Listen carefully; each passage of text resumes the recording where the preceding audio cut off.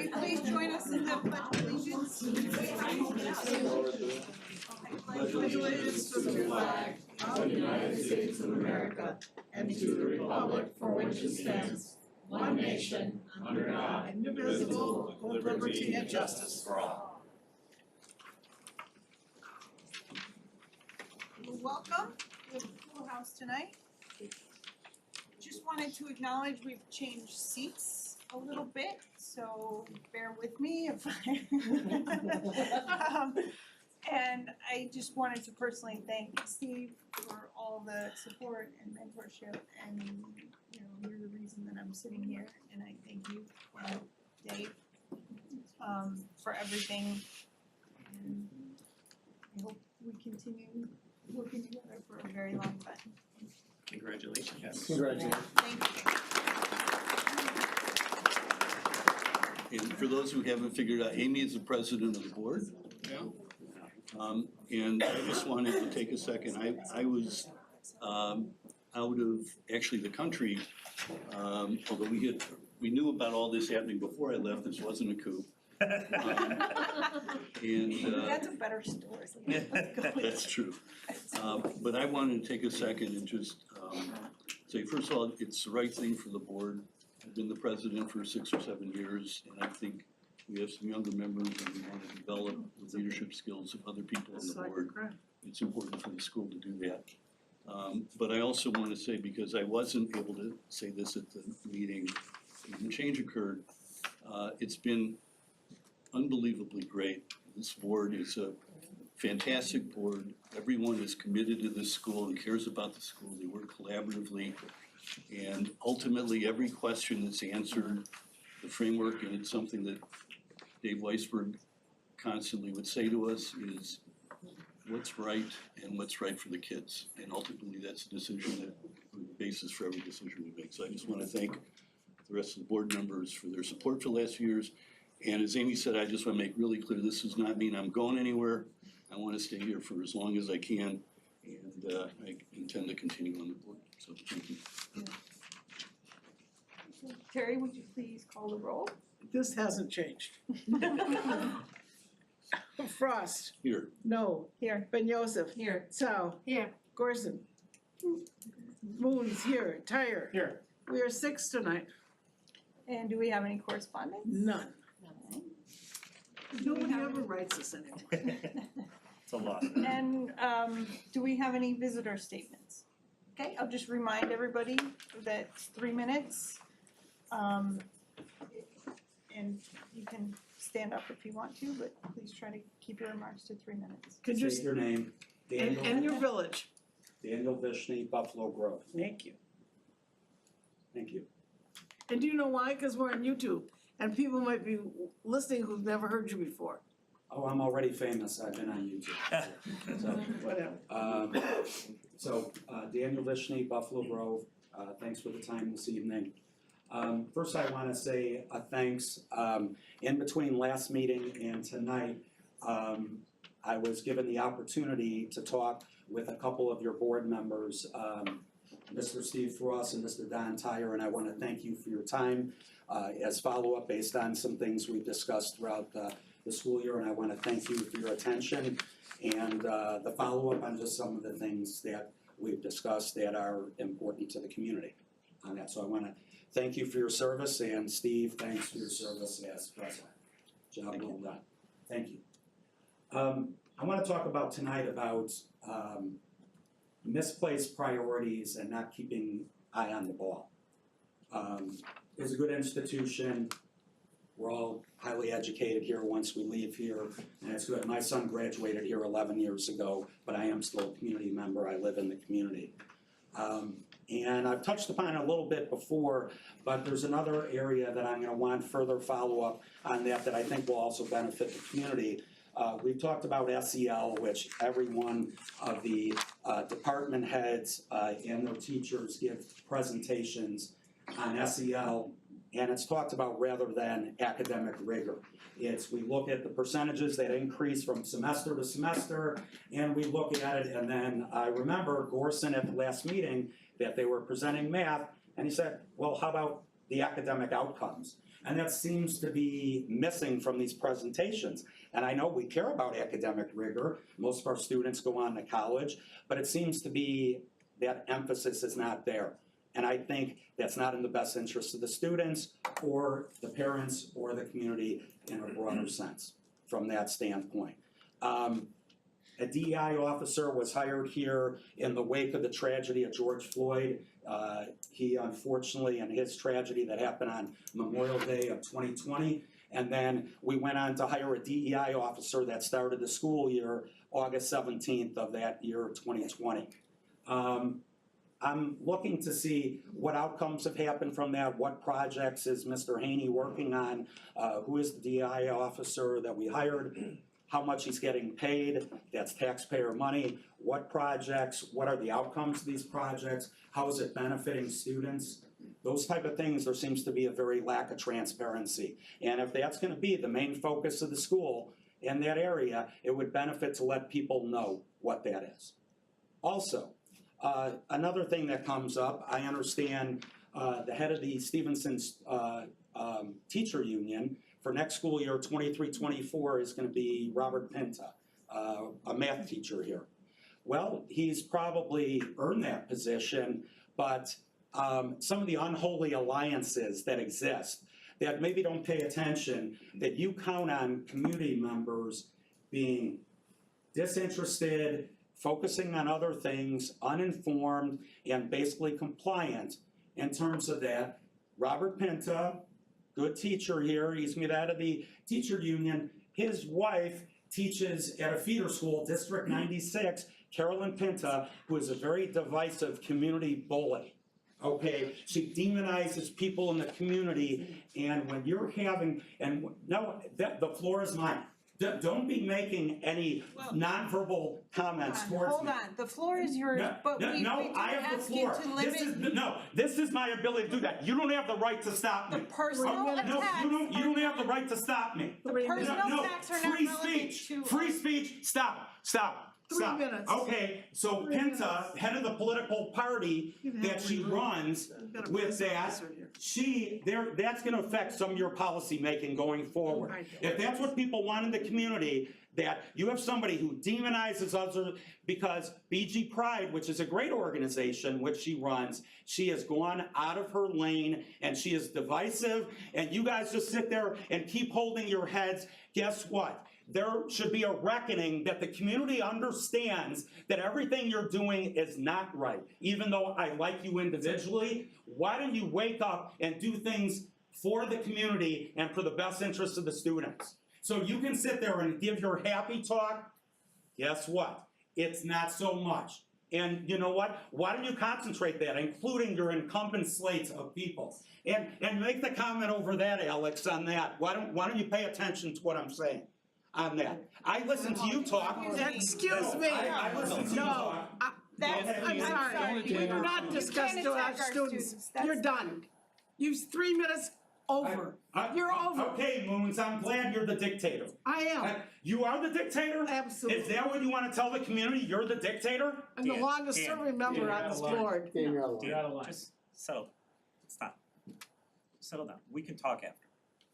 Yeah, and I have, like I said from the beginning of the meeting. We'll talk after. Frost and Tyre met with me, Mr. Gobble has met with me in October. Wonderful, we'll do it again. Ms. Moons, you're out of order, that you sit there, that you're a dictator. Let everybody know that's here, that you're a dictator and you have power over them. You work for us. I don't work for you, you work for us. I don't work at all, I'm a volunteer. Oh, really? You're a board member, you work for us. Dan, You're out of line, there's kids in the room, you're out of line. I didn't use any swear words. It's your behavior. Let's just talk afterwards. Oh, really? Let's talk My afterwards. behavior, let's just say, does everybody think everything's okay with your property taxes, with your policies? I guess it doesn't matter. It doesn't matter. You guys sit there and you're in power. Okay. Any other statements? Okay. Alex, we're sorry, no worries. but a little bit of a cleansing. This is your last meeting. It's, Yes. I'm very sad to leave you all, but I know you guys are gonna be in good hands, so Now, are you gonna introduce us to our? Of course. These are very big shoes to fill. Yeah, I know. A lot of great things Well, about I mean, not Alex. literally. I've been Not literally. tiny shoes. I do Tiny have shoes tiny to fill. feet, I do have Yeah. tiny feet, but Right. Awesome. Hi, everybody. My name is Kash. I am a rising senior at Stevenson and super excited to work with you all next year. And I know Alex has done an amazing job, and so it's going to be hard to live up to that. But really excited to get to know each and every one of you and make an impact. Thank you. Thank you. It's good to meet you. Welcome. Happy to have you. forward. yes, and all of you guys are in great hands. He is amazing, so you guys will have a phenomenal year next year.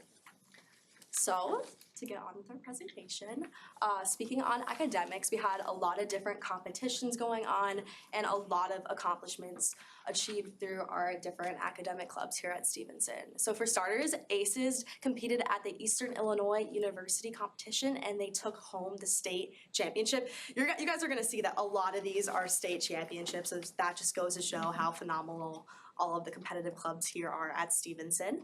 And then Statesmen won their first state title ever at the state journalism finals, which is also a very incredible accomplishment. I know some people within that organization that work very tirelessly and hard during their school day to produce the paper that we have. So I know it's very well earned, and I'm very proud of my friends that are on Statesmen. And then for the third time in a row, the math team won the Illinois State Championship. So they also took the first place prize home. And then the Science Olympiad team also earned the most points ever to win state. So they not only won state, but they achieved a record within state. So that's also a very large accomplishment. Along with the 5 teams from Stevenson that are heading to the teams nationals competition. And then moving on to athletics, so this one was actually recent over this past weekend, but the girls badminton team took home the state championship as well. So that is a very big accomplishment for them. My friend Lindsay, she's on that team, and I know she worked very hard. Lots of practices, lots of days where she didn't want to go to school, but she had to for practice. So I know a lot of that paid off, and I know a lot of them are very excited that they took home this championship.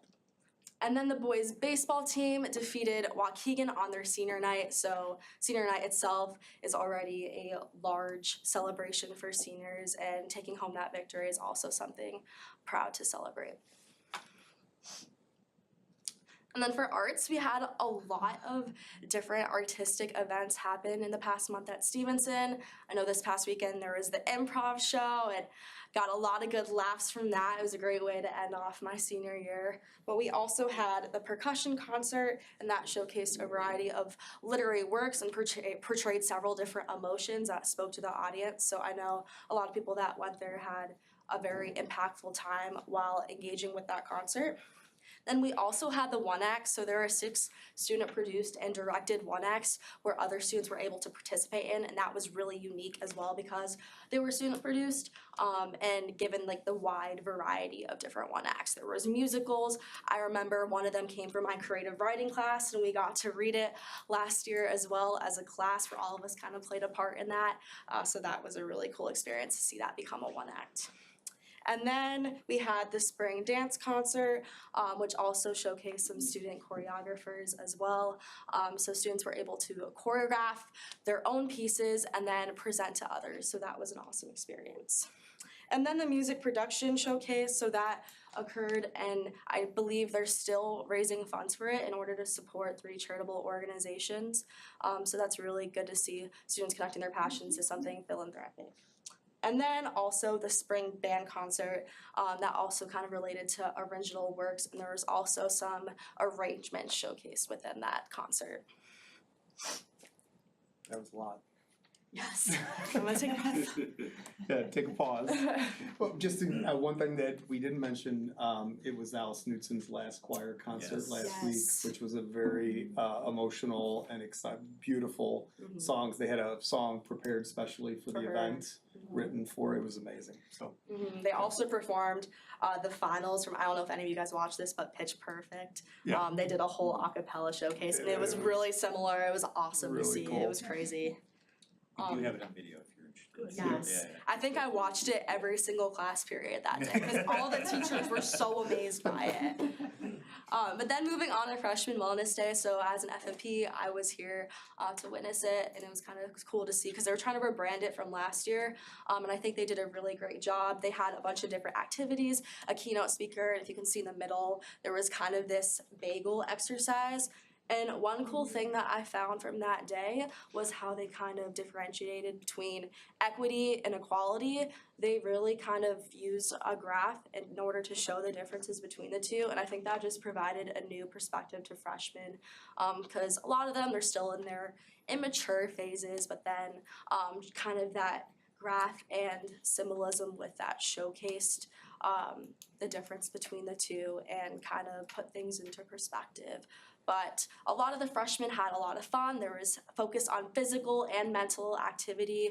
I think that's a great thing Stevenson does. I know we have our weekly counselor visits where the counselor stresses mental health and different aspects of Stevenson, but I think that's unique from other schools because not many schools in our area or in Illinois have so many resources to mental health and focusing on bettering both physical and mental health. So that's something really unique to Stevenson that I think freshmen really appreciate. And then for Polish Fest, so I know this happened recently as well, but it celebrated the Polish culture with some foods, traditional games, dances, trivia. So my friend went to this and she said she had an amazing time. But a lot of people came, even those that weren't Polish. So just coming together to celebrate this was awesome. And then for senior awards, so this is crazy, but over 300 seniors were recognized. They had like a slideshow with 3 seniors on each page, and people would scream every time they saw themselves on the presentation. So that was really cool to see and recognize the seniors who will be going off next year to celebrate and do new things in college, and just kind of recap the past 4 years at Stevenson. And then senior sunrise, so in the middle, that's a pic of me and my friends with our colleges. It was just kind of cool to wrap up Stevenson with that celebration. I was like worried about senior assassin that day because I was like, oh no, like I need to be inside the school by 8:30, but it's fine. Like I'm out now. Like it was too much work. It was way too much work. But I got her. I was the one that got her. yeah, he got me. I didn't expect it. Yeah. But yeah, it was cool to sign the dogs. I know that's a tradition. I remember because I was in chem last year, I would sign all of my friends' dogs because most of them were seniors, and I was excited for that tradition as well. Then you got to pin where you're going to college. So I know a lot of seniors were looking forward to it, and they had an awesome time. And then for Indian Night, so that was also a cultural celebration that featured dances, games, speakers, so that was also a great way to unite the Indian community. Then for the fashion show, so I had one of my friends participate in this, and it was awesome. As you can see on the left, some of these outfits are really cool, really unique, just showcases the creativity within our student body, and it was also for a charitable cause as well. All proceeds went to Dress for Success, which is a nonprofit for women empowerment and encourages people to dress professionally and provides the resources in order to do so. So that was also a cool thing, and I got to attend that. And then finally, moving on to our student experiences. So I asked everyone, given that it is the end of the year, what their favorite memory over the course of the year was, and this is what they said. So student A said, my favorite memory from this year was winning Best Large Delegation with my Model UN team. I felt ecstatic because it was fun to work with my team and achieve such a high accomplishment for one last time. Student B said, I think it would have to be competing at badminton state as a freshman. Even though I didn't place, it was cool to see my team win the championship and celebrate with them. Then student C, my favorite memory was making FMP this year, so that applies to the club. I was really nervous during my interview, but opening the email and seeing the word congratulations made me feel really proud of myself. I personally relate to that because I remember being really happy when opening my email. And then student D, my favorite memory was prom. It was so much fun taking pictures and seeing everyone dressed up. It was a perfect way to end senior year. So that's all I have for all of you. I just wanted to say thank you. I've Really enjoyed getting to know and see each of every one of you over the past month, and I'm gonna miss you guys next year, but as I said before, you guys are gonna be in great hands.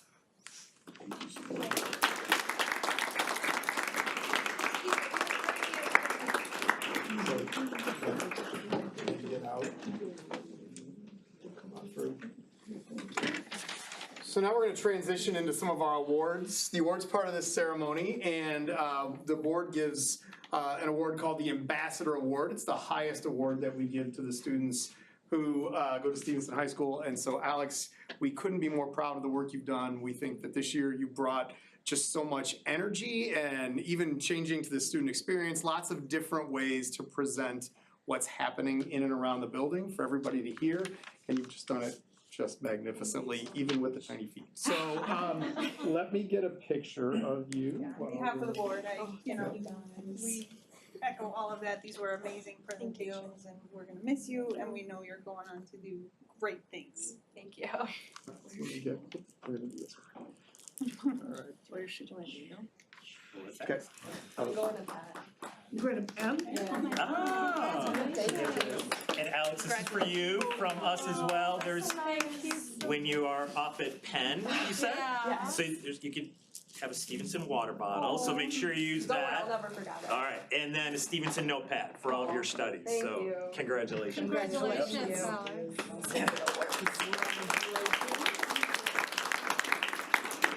All right, so we did hear that it's been just an amazing month and a half here at Stevenson. Lots of things to celebrate. Many of the clubs and activities that we saw, won state championships or the sports, it just happened, right? It was before we could even get them onto this agenda. But the ACES team, which the Academic Challenge team, they are here tonight, and we are very excited to celebrate with them. So I'm just going to call you out. When I call your name, please come up to the front. Give a big round of applause. Timothy Bui. Not here. Okay, Jaden Chen.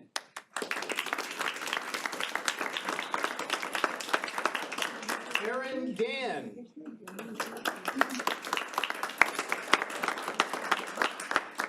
Aditya Gupa. Not here.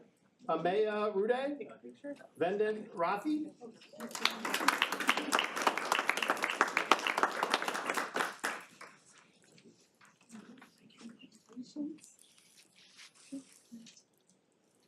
Mikhail Severin.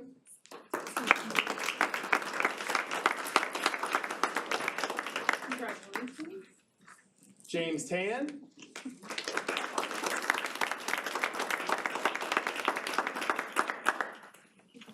Turn around, Great job. Ricken Thakar.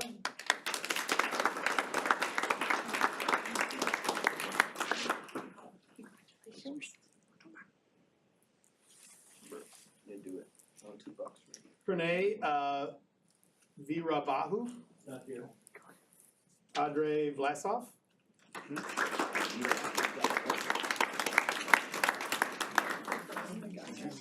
There goes the picture.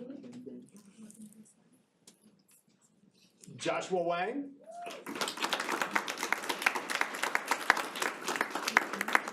Congratulations. Lillian Wang.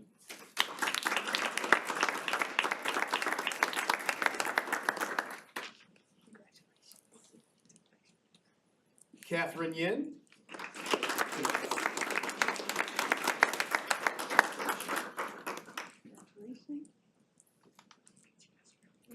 Ethan Zhang. Joseph Zhu.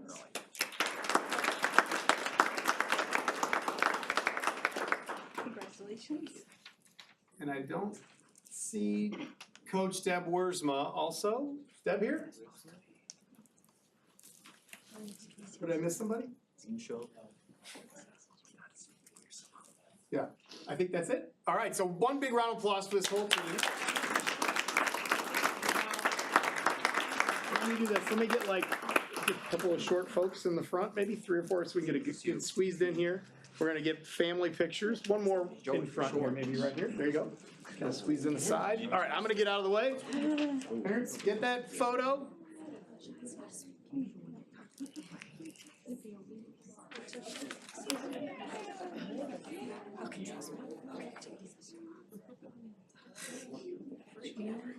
All right, everybody get your shots, yeah. So now, I'm gonna quickly ask you guys all to turn around, kind of back up maybe a step or two. Just back up a little bit and turn around, face that way. The board would like to hear a little bit, whoa, look out, okay. That could have been dangerous, but they're out of wood, we're safe. So I'm gonna let the board ask a couple of questions about your competition. Yeah, I don't have a question, well, I do have questions, but I wanna make one quick observation. You exhibited your skills right away, because when Mr. Gobble said, okay, let's have a couple of short people in front, one of you in back said, that's you. Right away. Immediately identified Immediately that. knew the answer. Welcome. So tell us about the competition. I mean, what's it like? How's it set up? So it's 7 different tests and 7 different subjects, and everyone has the choice between 2 different subject tests, whichever ones they're best at or whichever ones they prefer. So that's how the general competition works, and then we compete against different schools in the area and eventually in the state area in Illinois. What are the what can you tell me the 7? Yeah, so there's biology, chemistry, computer science, English, engineering, graphics, physics, and math. Right. How'd you know? Wow. You got all 7, so he must know what he's doing. That's impressive.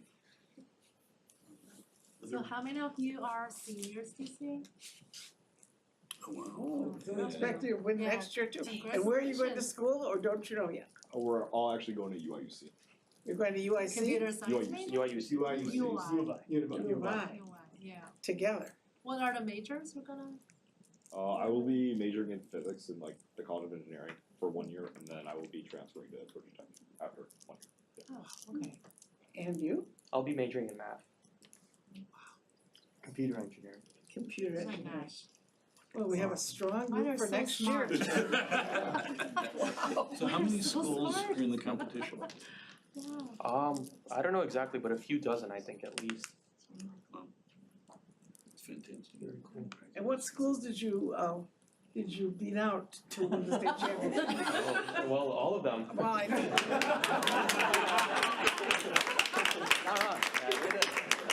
You got a math brain. There it is, sir. Alright, well, congratulations, All right, guys, congratulations. One more big round of applause for the group. If you guys could all head back out into the foyer, we'll bring up our next recipient. This award is very interesting, and I can't wait to hear the conversation that we have after this one. We'll let them get settled in. All right, so this year we've been lucky enough to have on the Student Advisory Council for the Illinois State Board of Ed, one of our students has served in that role from all across the state. So if I could please bring forward Ishan Batad.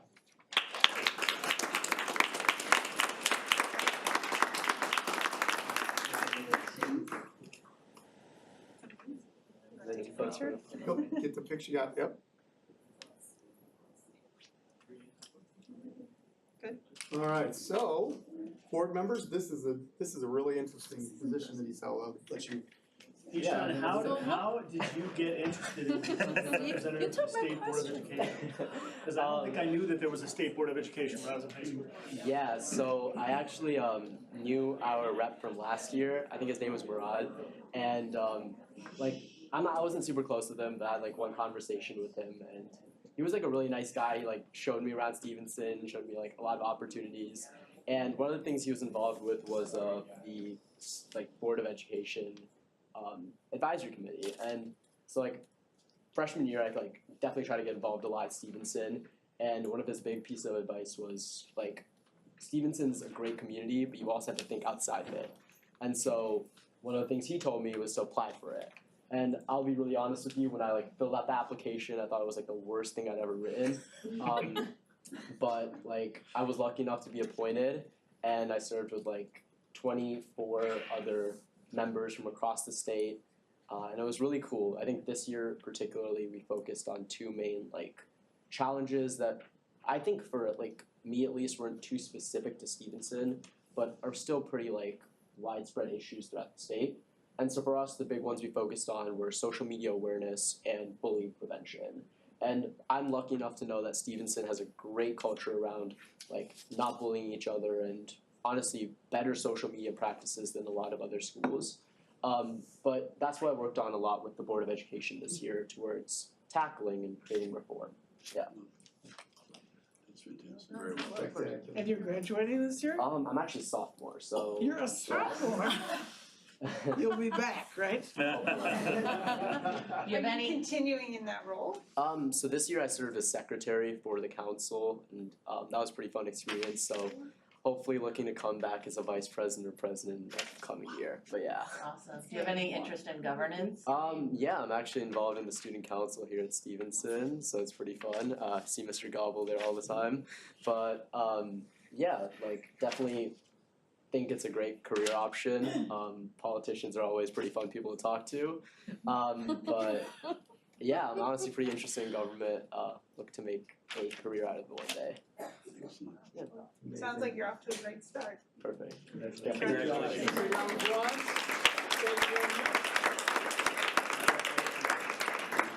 Now we are lucky enough to have the opportunity to celebrate with some of our amazing faculty members tonight also. Each year for the state of Illinois, we are able to nominate folks in various categories for the Those Who Excel Award. Again, we're thinking about put on by the Illinois State Board of Ed. And we are thrilled to have the opportunity to announce the folks that we nominated. And all of them received awards at the state level, which we are incredibly proud of. So the first one we're going to start off with is in the classroom teacher. So pick a teacher, one classroom teacher who was outstanding. We'd really like to recognize Maddie Vogler. Please come forward.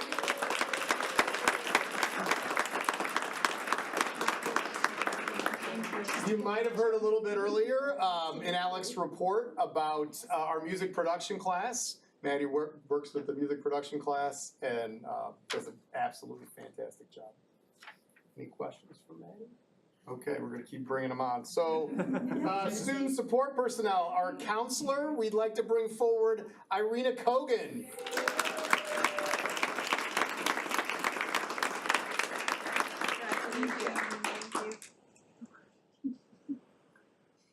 Awesome.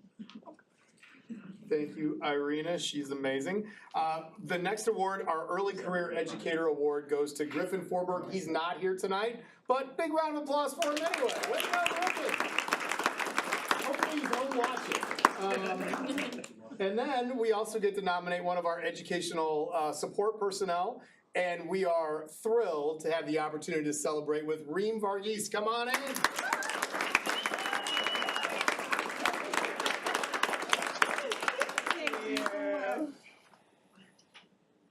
Those will break, so don't drop those on the hot. Stay up here, Reem. Stay up here. We're going to get a picture of everybody in a minute. Okay, and now last, we get to recognize a team of folks that work in our school to better the place. And this year, we had the opportunity to pick a team and recognize this is one of the largest academic teams in the building. For those of you who know, we organize all of our curriculum. Each class operates as a team, and they work together. Well, in the last 5 years, this AP Physics 1 team has had a complete redo of their class and had to rebuild what they believe their class to be. And how many kids took the test this year? 650. It was over 600 students. It was the largest AP exam that we offered here at Stevenson High School. And it was physics, right? So not starting with easy stuff. So we're going to bring everybody in. We've got the whole team here. There's a lot of them. Hannah Alberstein, come on in. She's a former Patriot, by the way. Josh Bozaday.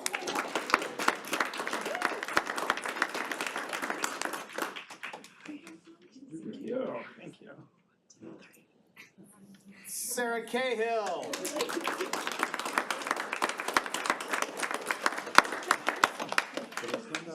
Don't stand up. Thank you. Andy Fitz.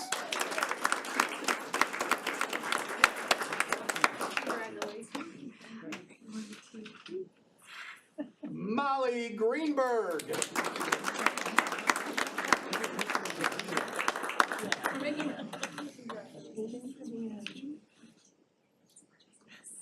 And Nate's still wearing his cleats from the game. Nate Gustin.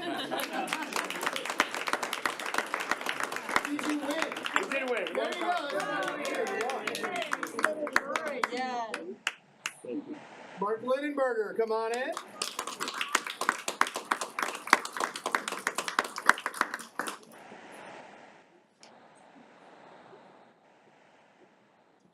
Kristen One, also a Patriot.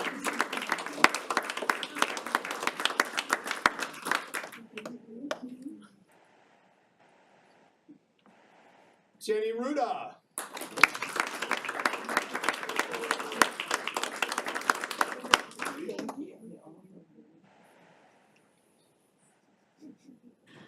John Wilkie.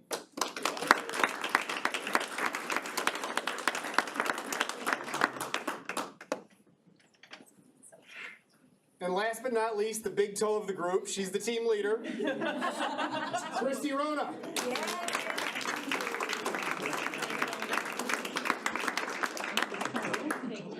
So if I can just have all of you come out here, we'll do like a group picture of everybody. If we can get everybody out here in this space right here.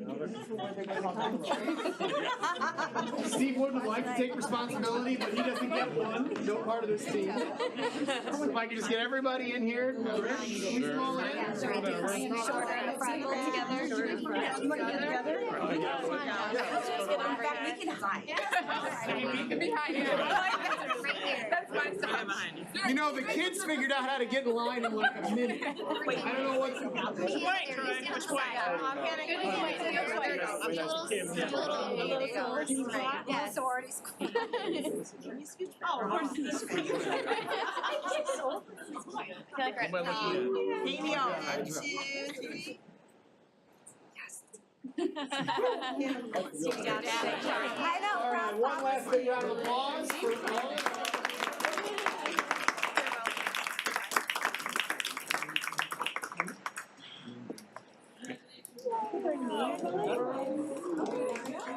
That's a job. Congratulations, guys. Yeah. Save your present. Yeah. Ready to go. Firing my What? Okay. Well. Doing this before the success stories? Yeah. After success Yep. stories? Yep. All right. No. Can I just real quickly, I'm not sure if the board. Thank you so much. See you at graduation. I just want, I'm not sure if the board, we had a chance to talk to the award winners before the board meeting. And I spent most of my time, I didn't get a chance to talk to everybody because they were so interesting. But I basically spoke with the physics team. And I just, I'm not sure if all the board members are aware of this, but 700 people, 700 kids taking AP Physics is an amazing number of kids. And it's not just that it's the number of kids. The physics teachers explained to me that half of our students that are taking the physics AP are sophomores and half of them are juniors. And one of the teachers came from another top 10 school in the state where they're all seniors taking it, and our kids are sophomores and juniors. And then we got into a discussion about the collaboration and the way that team worked. And it just really spoke about what this school is about and the culture of this school, and it's so unique. Some crazy facts that exist. We represent 5% of the AP Physics 1 test given in the state. Wow. It happened here. We're 5 all by ourselves. And there's 900 and something high schools. Yeah. Wow. So, And what's their average score on the AP? Like a 3.8? 3.8. And this is a little anecdotal, but one of those students that took the test is my daughter. And her experience, based on what she tells me about her friends, is that she's absolutely on fire for science as a sophomore. And that speaks very highly of that entire team. So, really, really good job. It's phenomenal. So it's neat. So we're obviously very proud of all of our students and faculty members who get recognized in those different programs. However, one of our awards that I think the board feels the most special about is our Student Success Story Awards. And our Student Success Story Awards are given to students who've demonstrated, really, I think in many ways, our mission of success for every student and have achieved wonderful things in their own right over the course of their 4 years here at Stevenson. So, Ms. Bowen, I think I'm gonna turn it over to you to provide us a little introduction to our two students who we have the honor of recognizing tonight. Sure, and Dr. Twaddell is right, this is without a doubt a highlight of our year to be able to celebrate our special students. I think we recognize that high school is a journey, and all journeys have high moments and moments of celebration, and they also sometimes have some bumps in the road and some challenges that we have to work through. And what we're really so proud of our two students that we get to honor tonight is that they navigated that journey with such resilience and strength and growth, and really learned ways to push through the challenges that presented themselves during their high school time, and to develop those skills around self-advocacy and accessing resources and connecting with team members and students that are not only so important for their success here at Stevenson, but will be invaluable in whatever adventures life holds after they graduate from Stevenson. And so tonight we have two amazing students to share and tell a little bit more about their stories with you. Our first is Elizabeth Mark. And Elizabeth, kind of cool.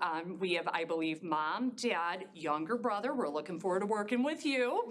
Yeah, awesome. 2 more years, right? Yep. Okay, cool. We're ready. And we also have grandma and grandpa, and I believe grandpa is a class of 1966 Stevenson alum. So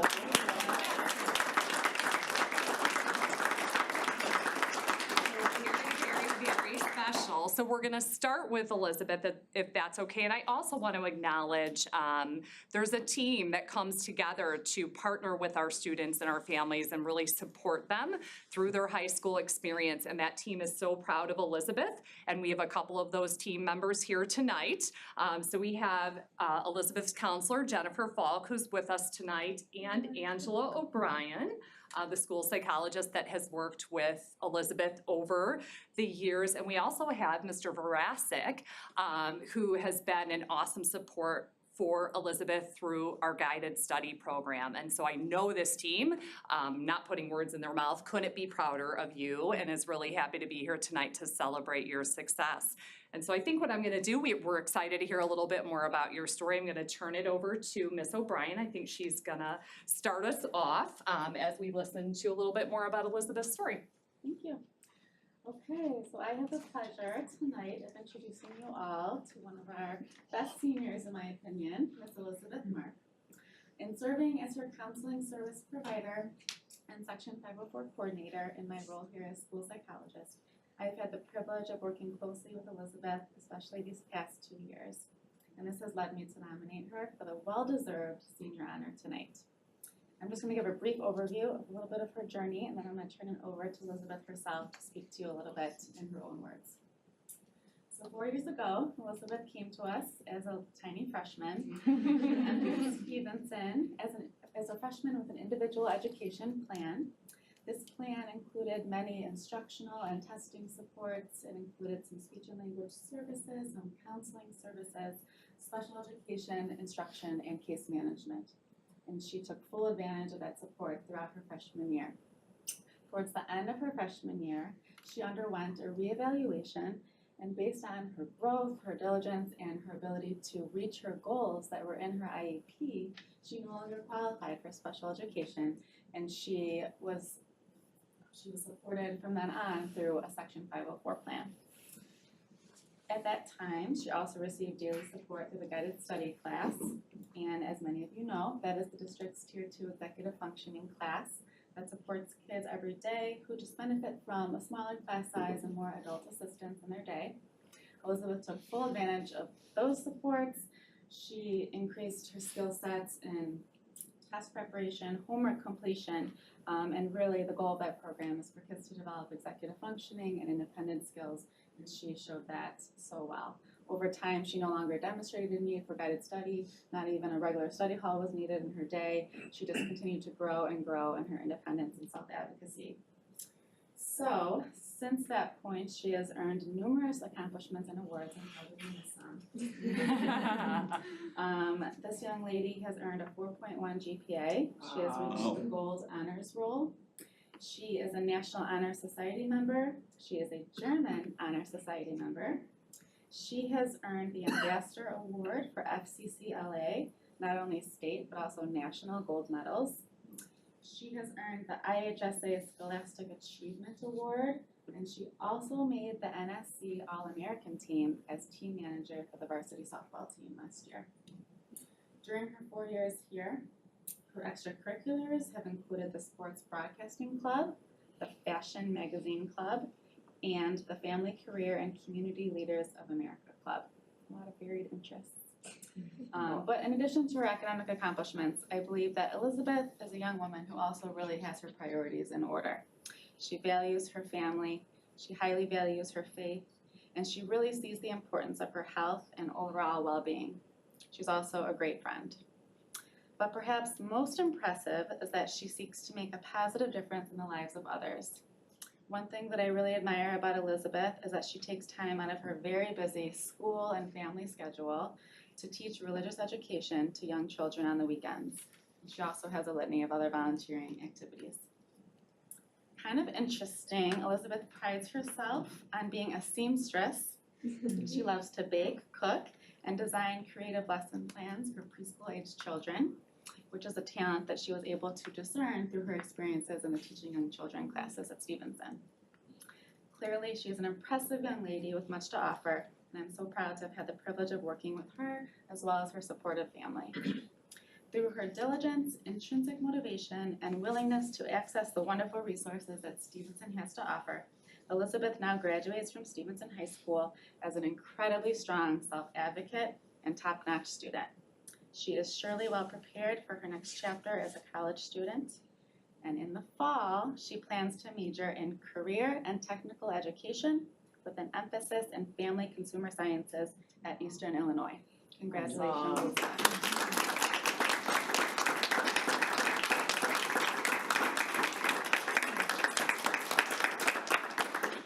Did you have something you want to share, Elizabeth? Sure. Yeah. Thank you first off, Miss O'Brien, for that lovely speech, and thank you all for nominating me. I'm very grateful for that. That was a lot of talk. I think you covered most of everything. But there was one thing I did want to talk about, is not only my high school journey, but my journey before high school, because that was a kind of stepping stone to where I'm at now. So it's hard to think about what to say, but my brother here, he's had a lot of medical issues. So when he was born, he has like a very rare disease. So he's been through a lot of medical surgeries, hospitalizations. So I would come with him, and part of that, I missed a lot of school when I was younger. So it was a lot for me to try and catch up with schoolwork. So I've come a long ways. In special ed, so I had early intervention when I was very, very little. So I had like PT, OT, I think speech therapy, because I have, it's called auditory processing. So I have trouble sometimes with like hearing and interpreting things. So I had a lot more issues with the speech side of stuff. So that's why I needed more special ed. It's because I struggled a lot with writing and talking. So, but from there it was, let's see, I can't think. It's a lot to think about.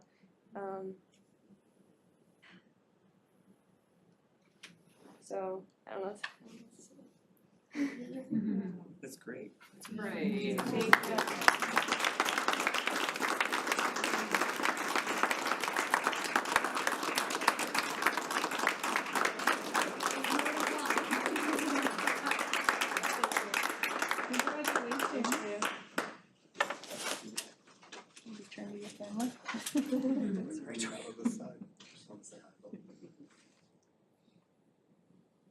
Congratulations. Thank And I you, had the Dave. pleasure of meeting you at the Scholarship Foundation night where she also won a Yes. scholarship. Yeah.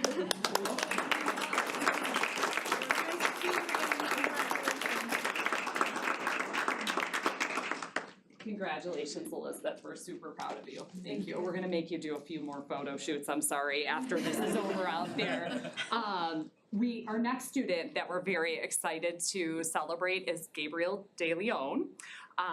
And I believe we have with us tonight Mr. Varghese, who's gonna tell us a little bit about Gabriel. I think, Gabriel, you were also wanting to share something.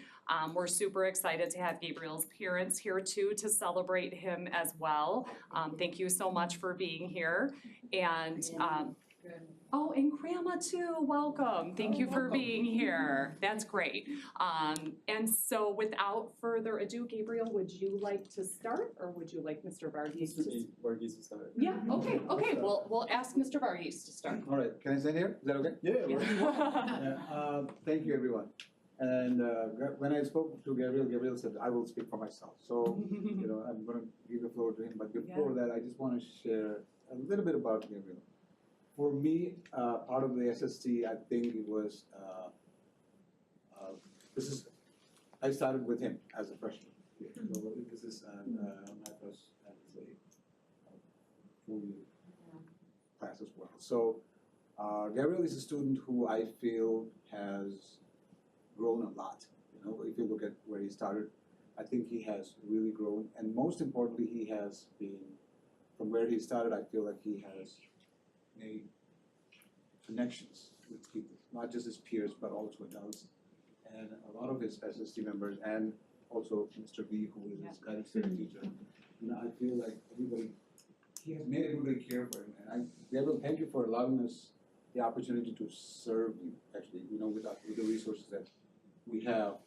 You have been very good with listening to us, wanting to change classes for the advice of the SST, and also wanted to stick with guided study and the help that we thought you needed during the hard times, especially during the COVID.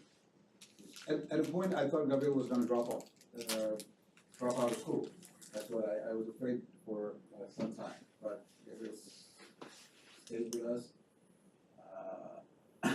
Many phone calls and Zoom calls where we struggled with getting back. And it's a struggle where I'm sure there are other students in the same situation, but it's amazing when we make that connection with the family and almost reach into their lives and are able to make those connections and see this day right.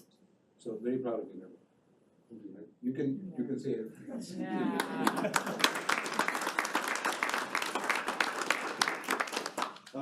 I want to thank Mr. Varghese, Mr. Borasek, and Ms. Straczynski, who is not here. I want to thank all of y'all for awarding me this award. I want to thank my my dad and my stepmom for being such good role models to me. Oh my gosh. And they've done a lot for me. And I come a long way. And I know I'm not the student out there, but I want to show them what I can do for them. Show them that I have certain skills that I want to show them that I can do.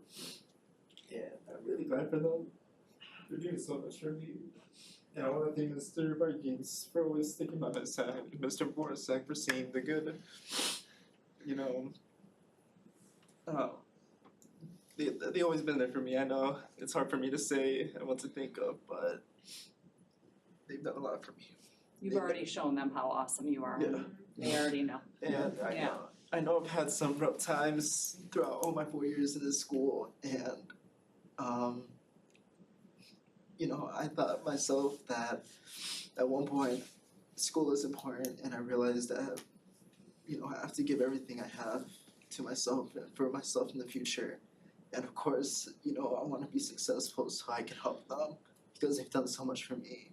They've given everything to me, and I'm grateful for all the love that they give. I know it's hard for me to speak because I'm crying, but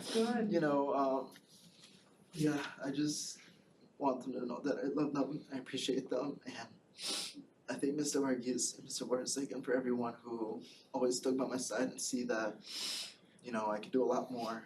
And just the level of maturity throughout those years, I realized that, you know, school is always beneficial for you, even on the long run. And of course, I want to be successful. And yeah, that's pretty much it. So sorry about that. Thank you for sharing that with us. Thank you.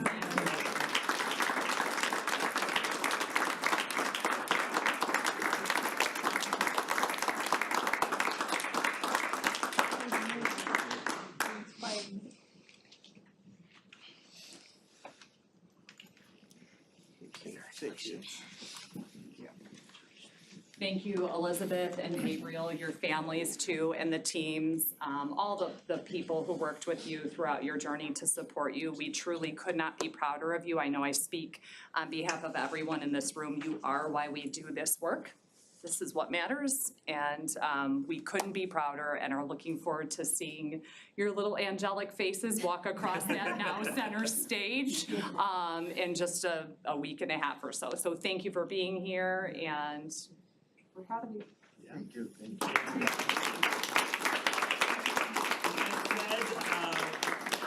Just to echo what Ms. Bowen said, in addition to thanking our students, we would also thank the parents who are here, amazing kids. But we also thought that on the way out, we would also recognize our 1966 graduate, is that right? Yeah. So we have a special gift for you as well. I mean, and an alum comes, so we have a little water bottle for you. Oh, that wow. on your way out, you can, once a patriot, always a patriot. Always a patriot. All right, okay.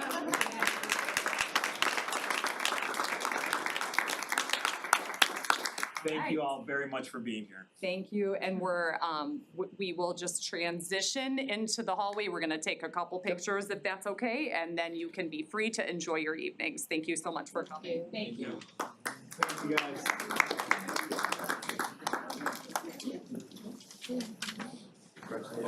Thank you so much. Yeah. Congratulations. Congratulations,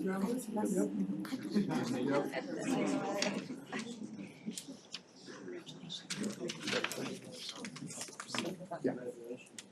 Good work. Thank you. We'll see you in a couple of years. Congratulations. Congratulations. Yes. Thank you very much. Congratulations. You know the Patriot handshake? I don't remember. I don't either. I was thinking about it. I'm so glad I did this. I was ready. I know, I did you. I already put, I did that, don't worry. I'm right there with you, I know it's right. Right there with you. We'll take care of all of them. Oh, really? That's a Patriot always. Yep, Brittany, yep. The graduate. It's your old team. Cute. What's that? This is that old team. Yeah. You guys can stand right there. Did somebody grab? I didn't grab the thing. Oh, look at you. You're so good. You got it. You're on it. You can stand by the projector. Yeah. That's fine. So when, let's get drunk. Yeah.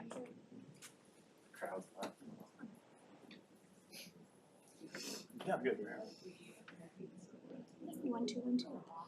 All right, so I think we have one more award before we get to our presentation. You say, you're all good? You're all good? Sometimes things just work out. They just work out. We have a special guest tonight who we've been saving the award. David, you were instrumental. Look, you're even dressed up for it. Come on here, get up here. Dave Weisberg.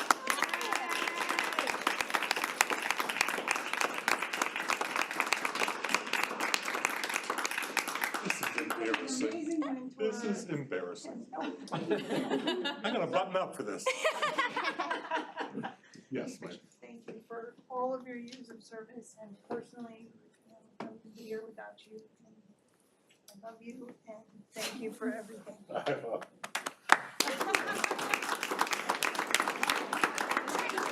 You buttoned up, you gotta do it.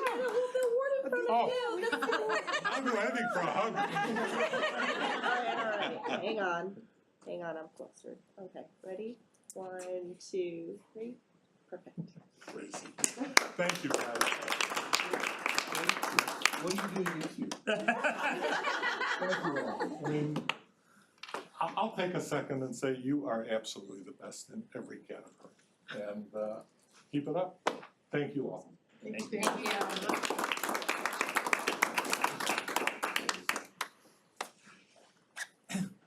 Like I said, 7:15 you'll get started about. Good, all good, right?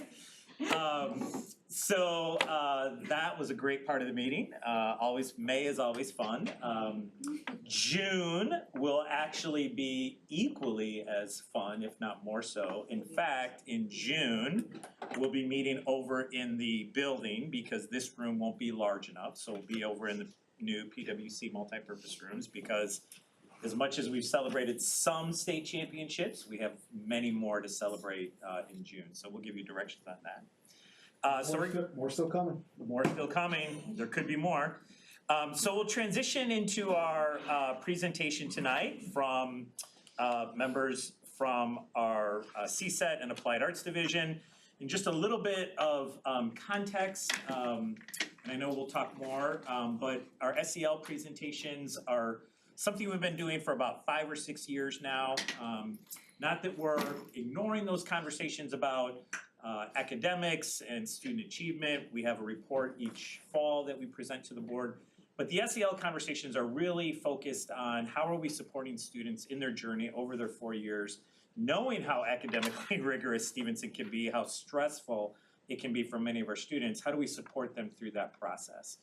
So for the last, I'd say, 5 or 6 years, Troy, we've been having SEL presentations to the board from each of our divisions. And I have to say that over the years, they've just gotten better and better as we've dug deeper into this work and tried to support our students along the way. So we are excited to hear from you all tonight, but I will turn it over to our Director of CSET and Applied Arts to introduce the team. Great. Hi, I'm Jackie King, and it's kind of bittersweet to introduce the business education team, which I would normally be presenting with. This is my first time not being with them, but these are 4 of our 7 business teachers at Stevenson, and they're going to be presenting about one of the classes that we think is vitally important and really can set students up for success both in high school and beyond.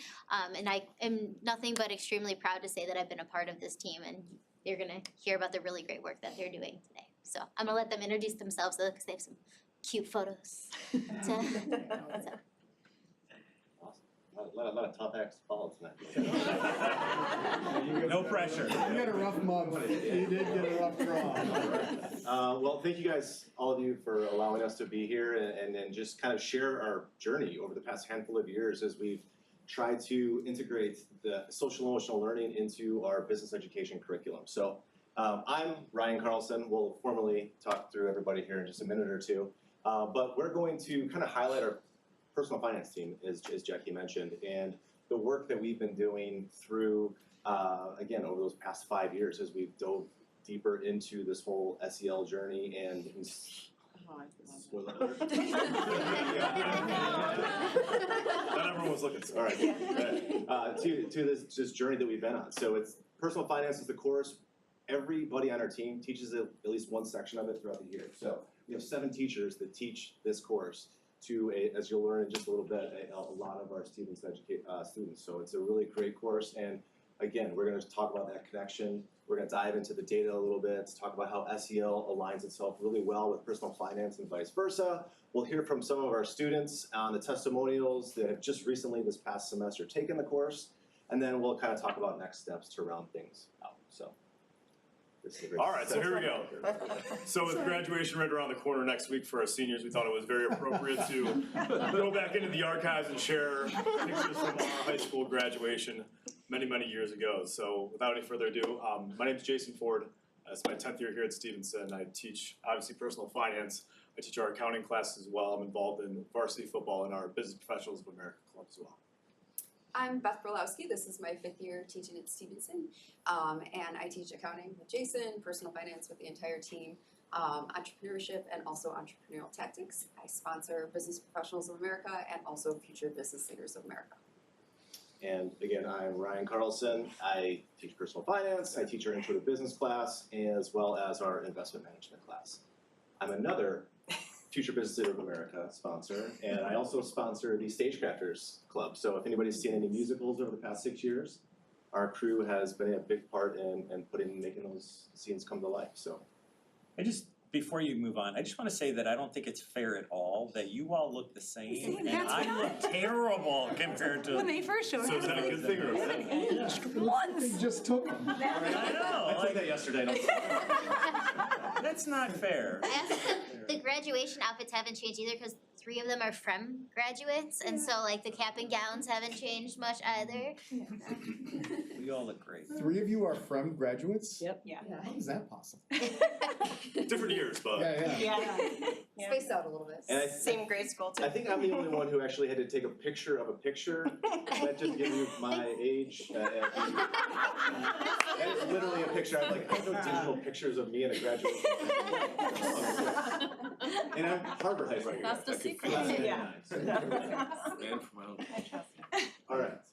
Well, last but not least, I'm Jen Merletti. I teach our marketing and personal finance courses here at Stevenson. I am also a Future Business Leaders of America sponsor, and I also am an assistant coach for our varsity girls soccer program. Yes. And there are 330 members in FBLA, so that's why there's 3 of us who tackle that club all together as well. So to kind of bring us to why we're here tonight, I could throw out statistics like 44% of Americans can't pay an emergency bill of over $400. I can say that over half of Americans actively every month over month carry credit card debt.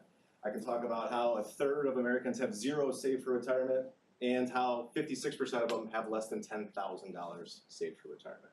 So we're kicking around these statistics thinking about the impact that it has, and so many studies out there show that financial well-being is directly correlated to emotional wellness. PricewaterhouseCoopers said that is the biggest factor when it comes to their employees' well-being. Is it hurts their emotional health. And you can see everything on that list is vitally important to all of our physical and mental well-being. So it was a great topic, and we thought a course that we could truly align with that was personal finance. So another graph that we have up here is the percentage of people who live paycheck to paycheck. It's not just people who make less than $50,000 a year who fall into this cycle. It's every wage earner, and it's a high percentage of every wage earner. So in line with that, it kind of brings us to this cycle that we have here at the bottom of financial difficulty, creating emotional well-being or unrest, and that emotional unrest,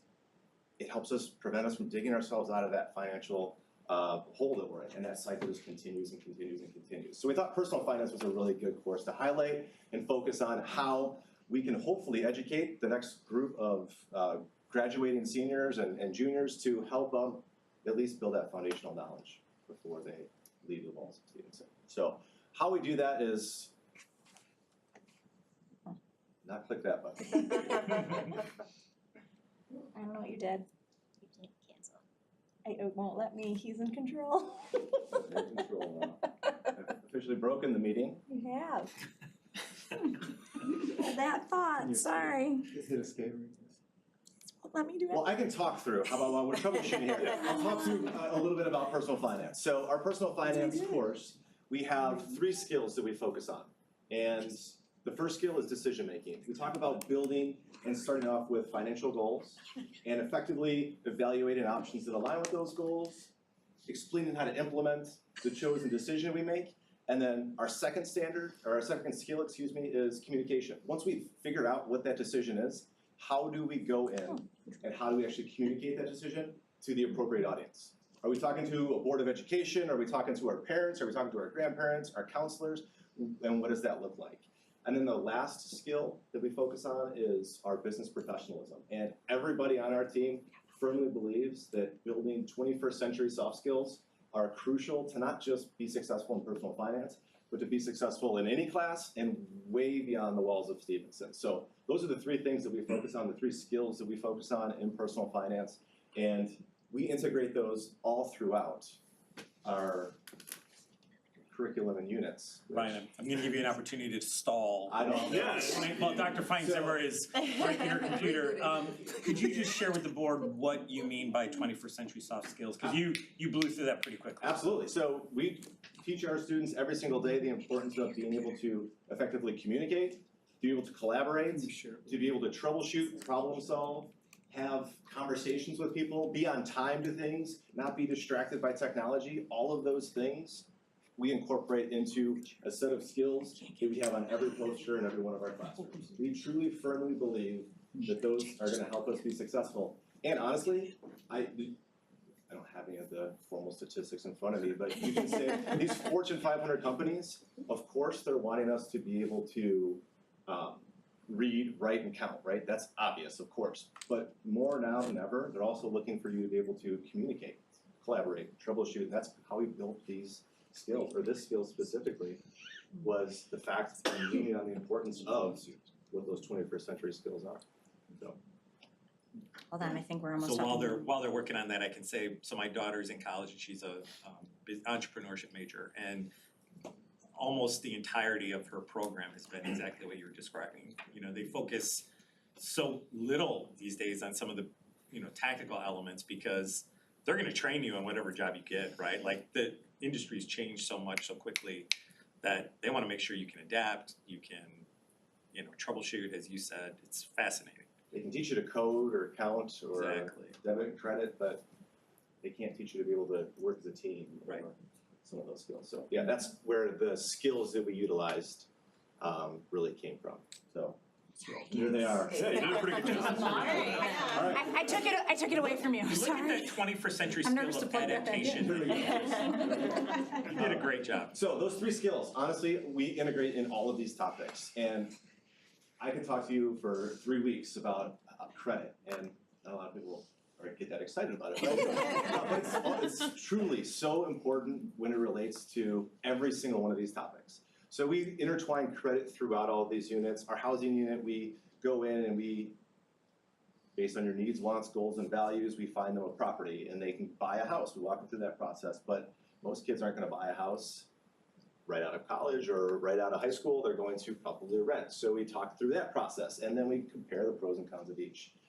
We then get into banking and investing and focus on, remember that cycle, right? So we focus on, here's what an emergency fund is, here's why it's important, and here's why if you have a few bucks set aside in the event of an emergency, all of a sudden everything doesn't become an emergency, right? So realizing that and small financial literacy like that, talking about the compounding effect of having credit card debt and making minimum payments each month. Those types of skills are so important, and seeing kids, having them on paper and seeing kids say, this is what it would cost me to pay just $1,000 credit card bill if I only make my minimum payments. It's eye-opening for them, which hopefully translates to more sound financial decisions later on in the future.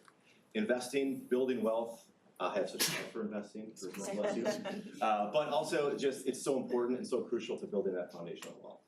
And whether it's saving for retirement or investing, we do a simulation with that as well.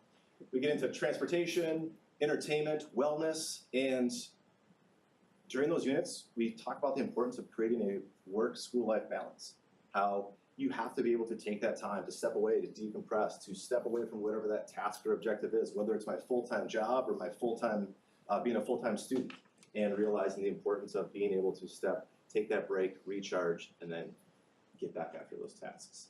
And then lastly, we wrap things up with, honestly, it's amazing how many students say they enjoy learning about taxes, like learning about the basics of how we pay them, why we pay them, and where they go. So it's important for that as well, and then wrapping that all into a budget. I've got it, sorry.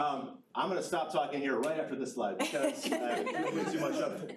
So this is just a job of comparing what our I'm not. It's not. That's number 2. Of what our overall Stevenson population looks like compared to what the population looks like inside a personal finance class. And there's a pretty strong correlation. So the sample size of Stevenson High School is a very close correlation to the sample size of our personal finance classes. So you can see that breakdown there of our demographics. So without further ado, I'm now in charge. Jackie's in charge now. That's what she just said to me. You need to take the Canva class. I said I need a new computer. It's so falling apart. So now that you know a lot about the course and you'll have a chance to learn more, we're going to go ahead and show you the connection to SEL.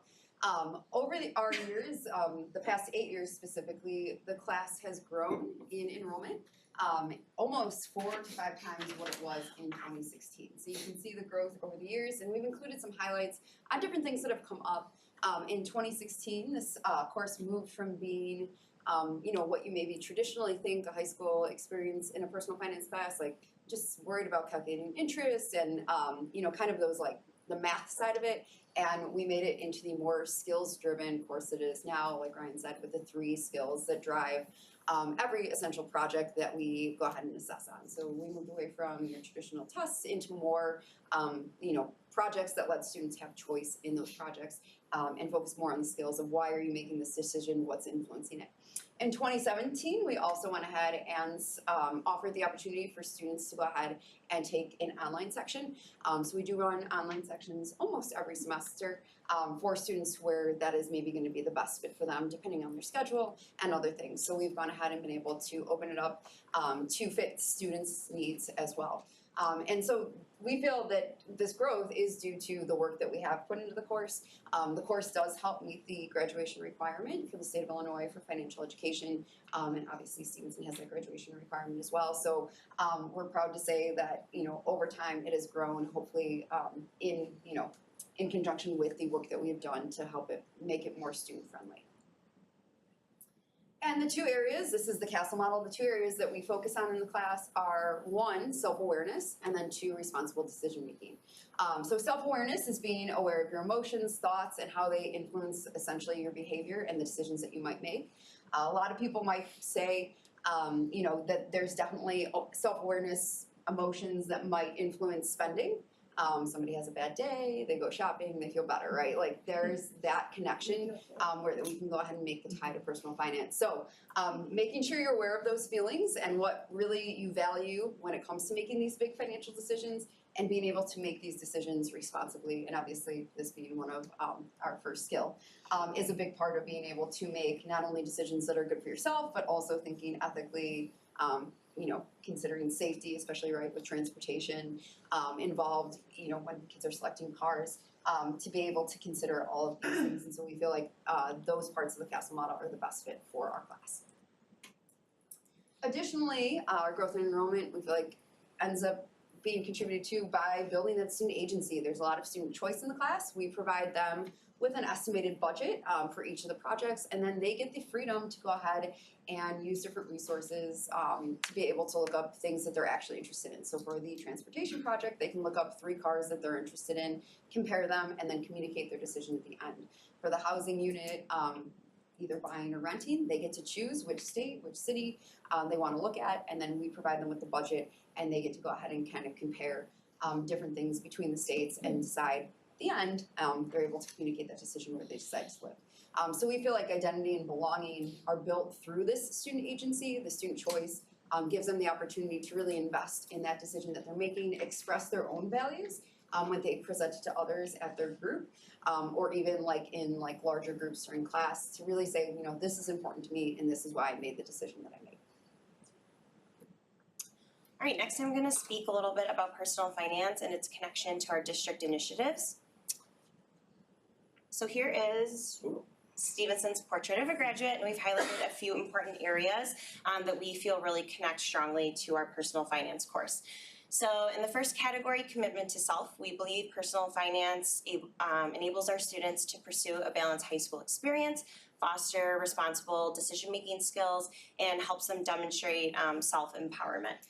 So as a team, we really stress the importance of making sound and informed financial decisions, and we hope that this helps with self-confidence as well as self-empowerment for our students now, but especially for their future selves. Secondly, in commitment to others, we believe personal finance helps develop a sense of empathy for others, as well as engage in in our students' civic duties. So for example, we have a philanthropy unit where we talk about the importance of giving to others, and students get to choose where they want to contribute money to, and it's based on our students' values. With that being said, we hope that we are stressing to students the importance of responsible spending, and in hopes that they become contributing members to our society. And then lastly, in commitment to learning, we believe personal finance helps our students develop problem solving and reflective skills. So for example, in every unit, students are faced with some type of problem which forces them to make decisions. At the end, they're evaluating those decisions based on their values and goals that they set for them in the beginning of the unit. Lastly, in every unit, we have some type of reflective activity as well. So this gives students the chance to really reflect and evaluate the decision that they made, what they liked about it, what maybe they didn't like about it, and what they would change for next time. All right, so let's get to the student voice survey right now. So there are 6 main areas of the student voice survey. We've decided to focus for this presentation on valuing of subject. Now, Beth earlier talked about the years 2016, 2017. We're really starting to see a shift within this class. We went from the kind of the traditional ways of kind of learning in terms of like you deliver content, students take a test, you move on to the next unit. And then 2016, 2017, we really started to incorporate some of the decision-making and communication skills that Ryan talked about earlier. And as you can see, when we first rolled out the student voice survey in 2017 all the way until now, we've grown exponentially in the area of valuing of subject. So 2 questions I want to kind of focus on that come directly from the student voice survey. The first one being, how relevant do you think that this class is going to be in the future? So you can see, obviously, with the favorable response that we got on the survey, we're very proud as far as where we're at with within this skill and within this area. And we think that the students are receiving our message in class. We think that they're receiving the message at home as well and having good conversations with their parents and their families. And also society in general. I mean, if we think about the last several years, personal finance has become super relevant, not just only adults' lives, but also teens and high schoolers' lives as well. So I feel like a lot of the stuff that we're doing in class is definitely working and will work for them in the future. So in terms of right now, I think one of the really kind of like fun things and cool things that we see in class is that our students come to us in the beginning of the semester with kind of just their experience of what their families do and what their parents have seen, and they leave kind of, you know, with their own kind of map, our own kind of like map way for the future as far as what they can use. So thinking about right now, I mean, we have a lot of students who, of course, are going to be going off to college in the next couple of years. They're asking great questions in terms of, lost my train of thought. Did that this morning too. A lot of great questions in terms of student loans and also, oh, sorry about this. Oh, I know, I need to talk about something. I could share some stories about what I've done. Please. I was going pretty good there, then I lost my train of thought. But anyways, all right, so back to where we need to be. So asking good questions in terms of student loans and also about credit as well. And then we have some students who are also, you know, going into the workforce right after graduation as well. So even today in class, like we're dealing with our budget, our budget project right now, and a lot of students are asking good. Sorry, I'm It's okay. Take a deep breath. Yeah. Take a deep breath. It's okay. Yeah, I think the fact of the matter is that we're able to bring these our own experiences in, and I think that also helps see some vulnerability that we can share our life experiences, and with hopes that our students are able to do the same thing, right? They're able to open up to us. They're able to feel more comfortable in our classrooms, being able to share, because we all have different and unique experiences that we get to bring to the table, which I think is really great and also helps with that sense of belonging that we talked about a little bit earlier. So, all right, now that I'm not going to pass out. All right, so valuing of subject and where we are at in terms of this year. We started out at 82% at the beginning of the year. We're still at 82%. We're not going to leave here tonight bashing our heads against the wall or anything like that, upset with ourselves. Maybe myself, but but in terms of that, we've grown exponentially in other areas, such as classroom-student relationships and also classroom belonging. So again, we're a team of 7+ teachers throughout the semester and throughout the year. It doesn't matter who's going to be in front of them the entire time. You know, they're going to get the same great experience as far as what they're doing. So something that we're really proud of and that hopefully you can see through our student voice data is that our students really value our class. And the student voice survey is an amazing tool, but it's not the only data source that we use to evaluate ourselves as educators and personal finance teachers.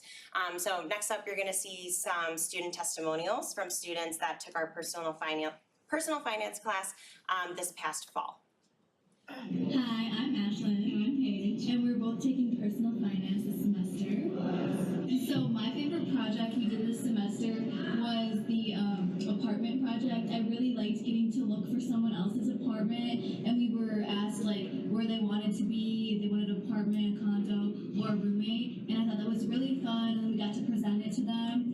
So yeah, just good for the future. And then my question was, will personal finance be useful to me in the future? And I definitely think it will. I feel like we learned a lot of good information that will be used in the future, such as like filing taxes and how to like save money. And we learned just a lot about budgeting and being able to save up for housing and transportation, which I think will be very important in the future.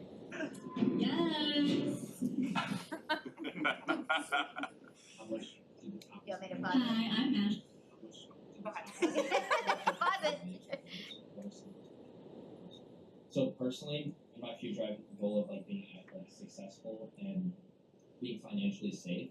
So this class helped me learn what I need to do to become financially safe, like how to do taxes, how to save, how to spend, how to invest, and just overall, like I thought it was a very good class to learn how to be financially safe. Yeah, I agree with Cole. On a scale of 1 to 4, I would rate it probably a 4 because I also want to be financially safe. And before this class, I didn't really know a lot about budgeting and a lot about investing. But now that I do, I feel pretty prepared for like when I'm like out of college. I'll know like how to like find a house and find a car and stuff. So we went ahead, students are actually working on budget projects currently this semester, but in kind of, researching some of our past student examples, we found a great example that really goes back to Stevenson's mission statement, not only thinking of themselves and being able to make responsible decisions, but also thinking of others. So this was a piece of student work from a previous semester. There is a donation section on the project. They have to go ahead and make a goal for themselves and then say if they're going to donate, where, time, money, or things. And this student went ahead and selected Best Buddies. They said how much was in their budget per month to be able to donate. And then they go ahead and just give a little bit of information about how Best Buddies goes ahead and splits up the, essentially the money that gets donated to them. So they went ahead and researched and said, hey, this charity on Charity Navigator has this many stars. We went through that in our donation unit. And they went ahead and then connected back to themselves, but also to others. It said they wanted to donate to Best Buddies because it had a special place in their heart since they were the chapter president while they were here at Stevenson, but also believe in really the bigger mission of Best Buddies as well as to developing those one-on-one friendships with individuals with intellectual and developmental disabilities. So we thought this was just a great example to show you guys what some of the budget project work looks like. And there's a variety of sections, but this just happens to be one of them.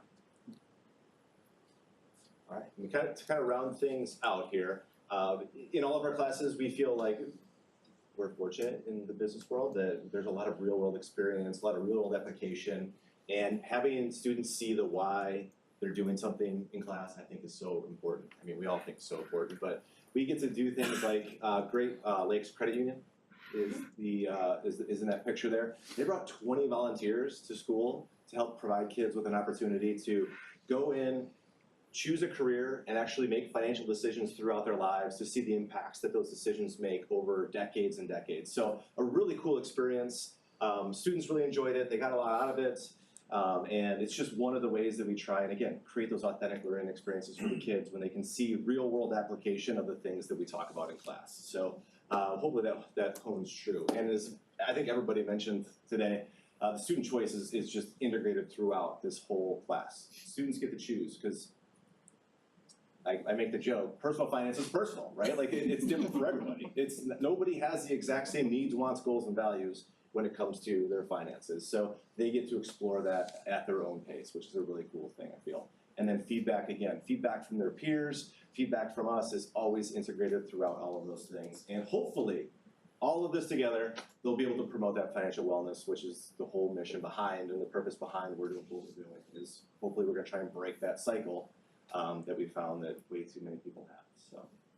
And lastly, we know we're not done. We know we're not done. But hopefully we continue to realize and we continue to grow in all these areas of the Student Voice Survey, focusing on things of valuing subject, and at the end of every semester, we listen to our kids. Every semester, this class has looked different because we poll our students, we say, what did you like, what did you not like, and what's missing? What else do we need to know, or do you need to know, or do you want to know?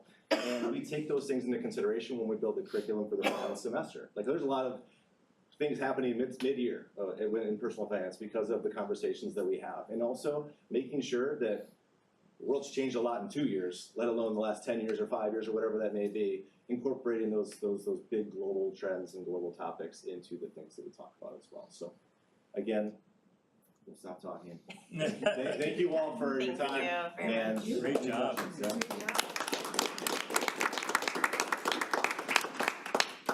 Any questions for the team? I have a lot, but don't let her touch it. I'm not touching it. I apologize for the computer. If no one's jumping in, I'm gonna jump. Can you take us, not you, Which slide would you like? Jackie, would you take us back to the slide where you had the growth, it was in the 8%, 13, there was, I thought it was really interesting how you use the SEL in developing the wellness, and it matches with the financial planning, and it's a circle where you end up using that skill really in everything you're doing. And then I thought it was interesting that your relationships and your belonging increased the way they did.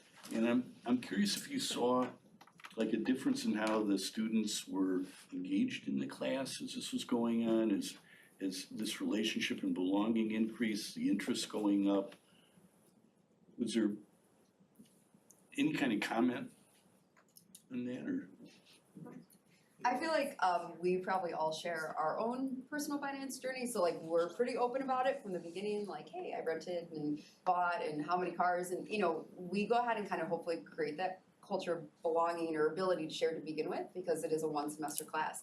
And then as students practice really writing down like what they value and what's important to them, when they have the opportunity to share that in either the small group that they're working with or either larger groups that they might present, groups of 8 instead of groups of 4, I feel like that naturally gives them the opportunity to say, hey, this matters to me because my parents didn't go to college, or hey, this matters to me because we've always lived in the state.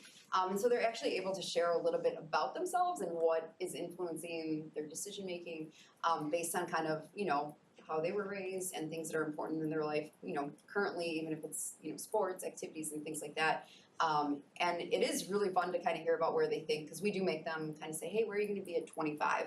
Which when you're 18 is only, 7 years away. But for them seems like such a far reach. But just to hear when they were signing their tax forms, like they had to pick an occupation, like where do you think you're going to be? And so I think that that's kind of just automatically built in when students have the choice and get to communicate that choice.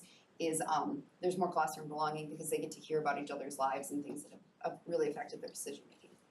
Yeah, and just to add to that really quickly, the first video that you saw when they were talking about I chose my partner's house. So we created an opportunity for them to kind of like house hunters, right? Where they were a real estate agent for another client in the class. They had to interview them. They had to find out what were they looking for, what did they want, what was most important to them, what were their non-negotiables. And then they went out and found 3 properties and presented them. So very similar to the house hunters experience, and they loved it. Like it was a cool way for them to, one, again, see other people's perspectives and really get into it. Like, I think I found the perfect place for you and those types of things. So yeah, I think a lot of the curriculum that we've built in really lends itself well to those 2 things specifically. Do you guys find that that there's a wide spectrum of like financial savviness that the kids come in with? Absolutely. Yes. Does that create problems? Because I would imagine that the students who are less savvy might feel really intimidated, maybe even more so in your class than someone who's like less savvy in math, you know, like because it's such a personal thing, right? You know, there's maybe sitting next to somebody who's like way into finances and, you know, has all that all figured out. Yeah, I can touch on that. I actually had an example in one of my classes where we were doing our entertainment project where they were picking where they want to go on vacation. I had at one table one student who goes on vacation with his family like 3 or 4 times a year, next to a student who has never flown on a plane. So the interesting thing about that was that student got to help out the one who hasn't really gone on vacation that much. So it was interesting to see that interaction because, you know, you really don't see that every day. Yeah, we find that when we do our stock simulation as well. I'll have the students break up into small groups, and those that maybe already invest are helping those that are very new to it. And to add on for this class as well, we don't just see a range of financial savviness, it's also a very diverse class in terms of learners. So we have a lot of ELL students. We used to have a sheltered special education section that now has been incorporated into our section. So not only as teachers are we seeing the diversity in terms of financial wellness, but also the types of learners that we have in our class too. And it's a junior and senior class, and a lot of seniors have had maybe even a summer job. So when we get to talking about taxes and paychecks, you know, you're getting students who are like, oh yeah, I saw taxes, or, you know, Social Security taken out of my paycheck. And maybe they don't know what Social Security is, but they've at least seen a paycheck. And then some of, especially maybe some of the younger juniors who weren't 16, maybe at the previous, you know, or not old enough in the previous summer, or driving, whatever the situation is, they might not have worked a job yet. So there's definitely, you know, the difference between juniors and seniors when it comes to like job experience and kind of, even I think, right, second semester seniors are ready to go live on their own in 2.5, 3 months, versus juniors still have that year. So it's easier for the seniors to kind of picture this being relevant in their life in a couple of months. When they choose kind of their careers or however that's done, do you give them an amount of money, or do they, because I know my son would be like, well, I'm gonna make $3 million by the time I'm 25, and, you know, it would be ridiculous. Yeah. So we use throughout this course, we use the average salary of a college graduate. We use that number for everybody to go with. And we get to tweak it and personalize it at the end when we get into the budget project, but throughout there, we're using a realistic budget. Yeah, I'm not going to buy my Lamborghini and my It's Malibu amazing beach when they home. realize they can't afford a Tesla. Yeah. Not with your, and again, and just showing them what $55,000 looks like from a monthly perspective on a take-home salary, is eye-opening enough for them. Yeah. It's a good thing for them to see and to be able to kind of work through. And again, back to Don's point, you see people who are like, this is a ton of money, and you see people who, how am I gonna buy my Tesla and all those things with this amount of money. So it's a great experience, and I think we get it through that small like group setting and those conversations that are had on a daily basis with those topics. So. Do you see changes in students in terms of their sort of consumer identities and their relationship to stuff in the course of this work? In from the day one of the semester to the end of it, you definitely see you definitely see some change. If anything, we hope that it's just eye-opening enough for them to realize that there are different perspectives, there are different experiences, and again, back to the personal finance is personal. We get to let them tailor it to the things that are important to them. Like the person who wants a really nice car realizes that, well, I can't live in Lincoln Park and have the really nice car, right? There has to be pros and cons and gives and takes. So those types of conversations just are awesome to see and awesome to hear. So. Wow. Amazing. Yeah. Really good job. Thank you so much. It's really great.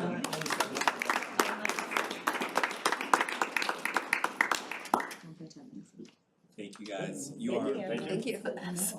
welcome to stick around. However, I will tell you, I don't want to break any more technology. Early morning tomorrow. it's all going downhill from here. So, thank you. Bye, guys. So much. It's not even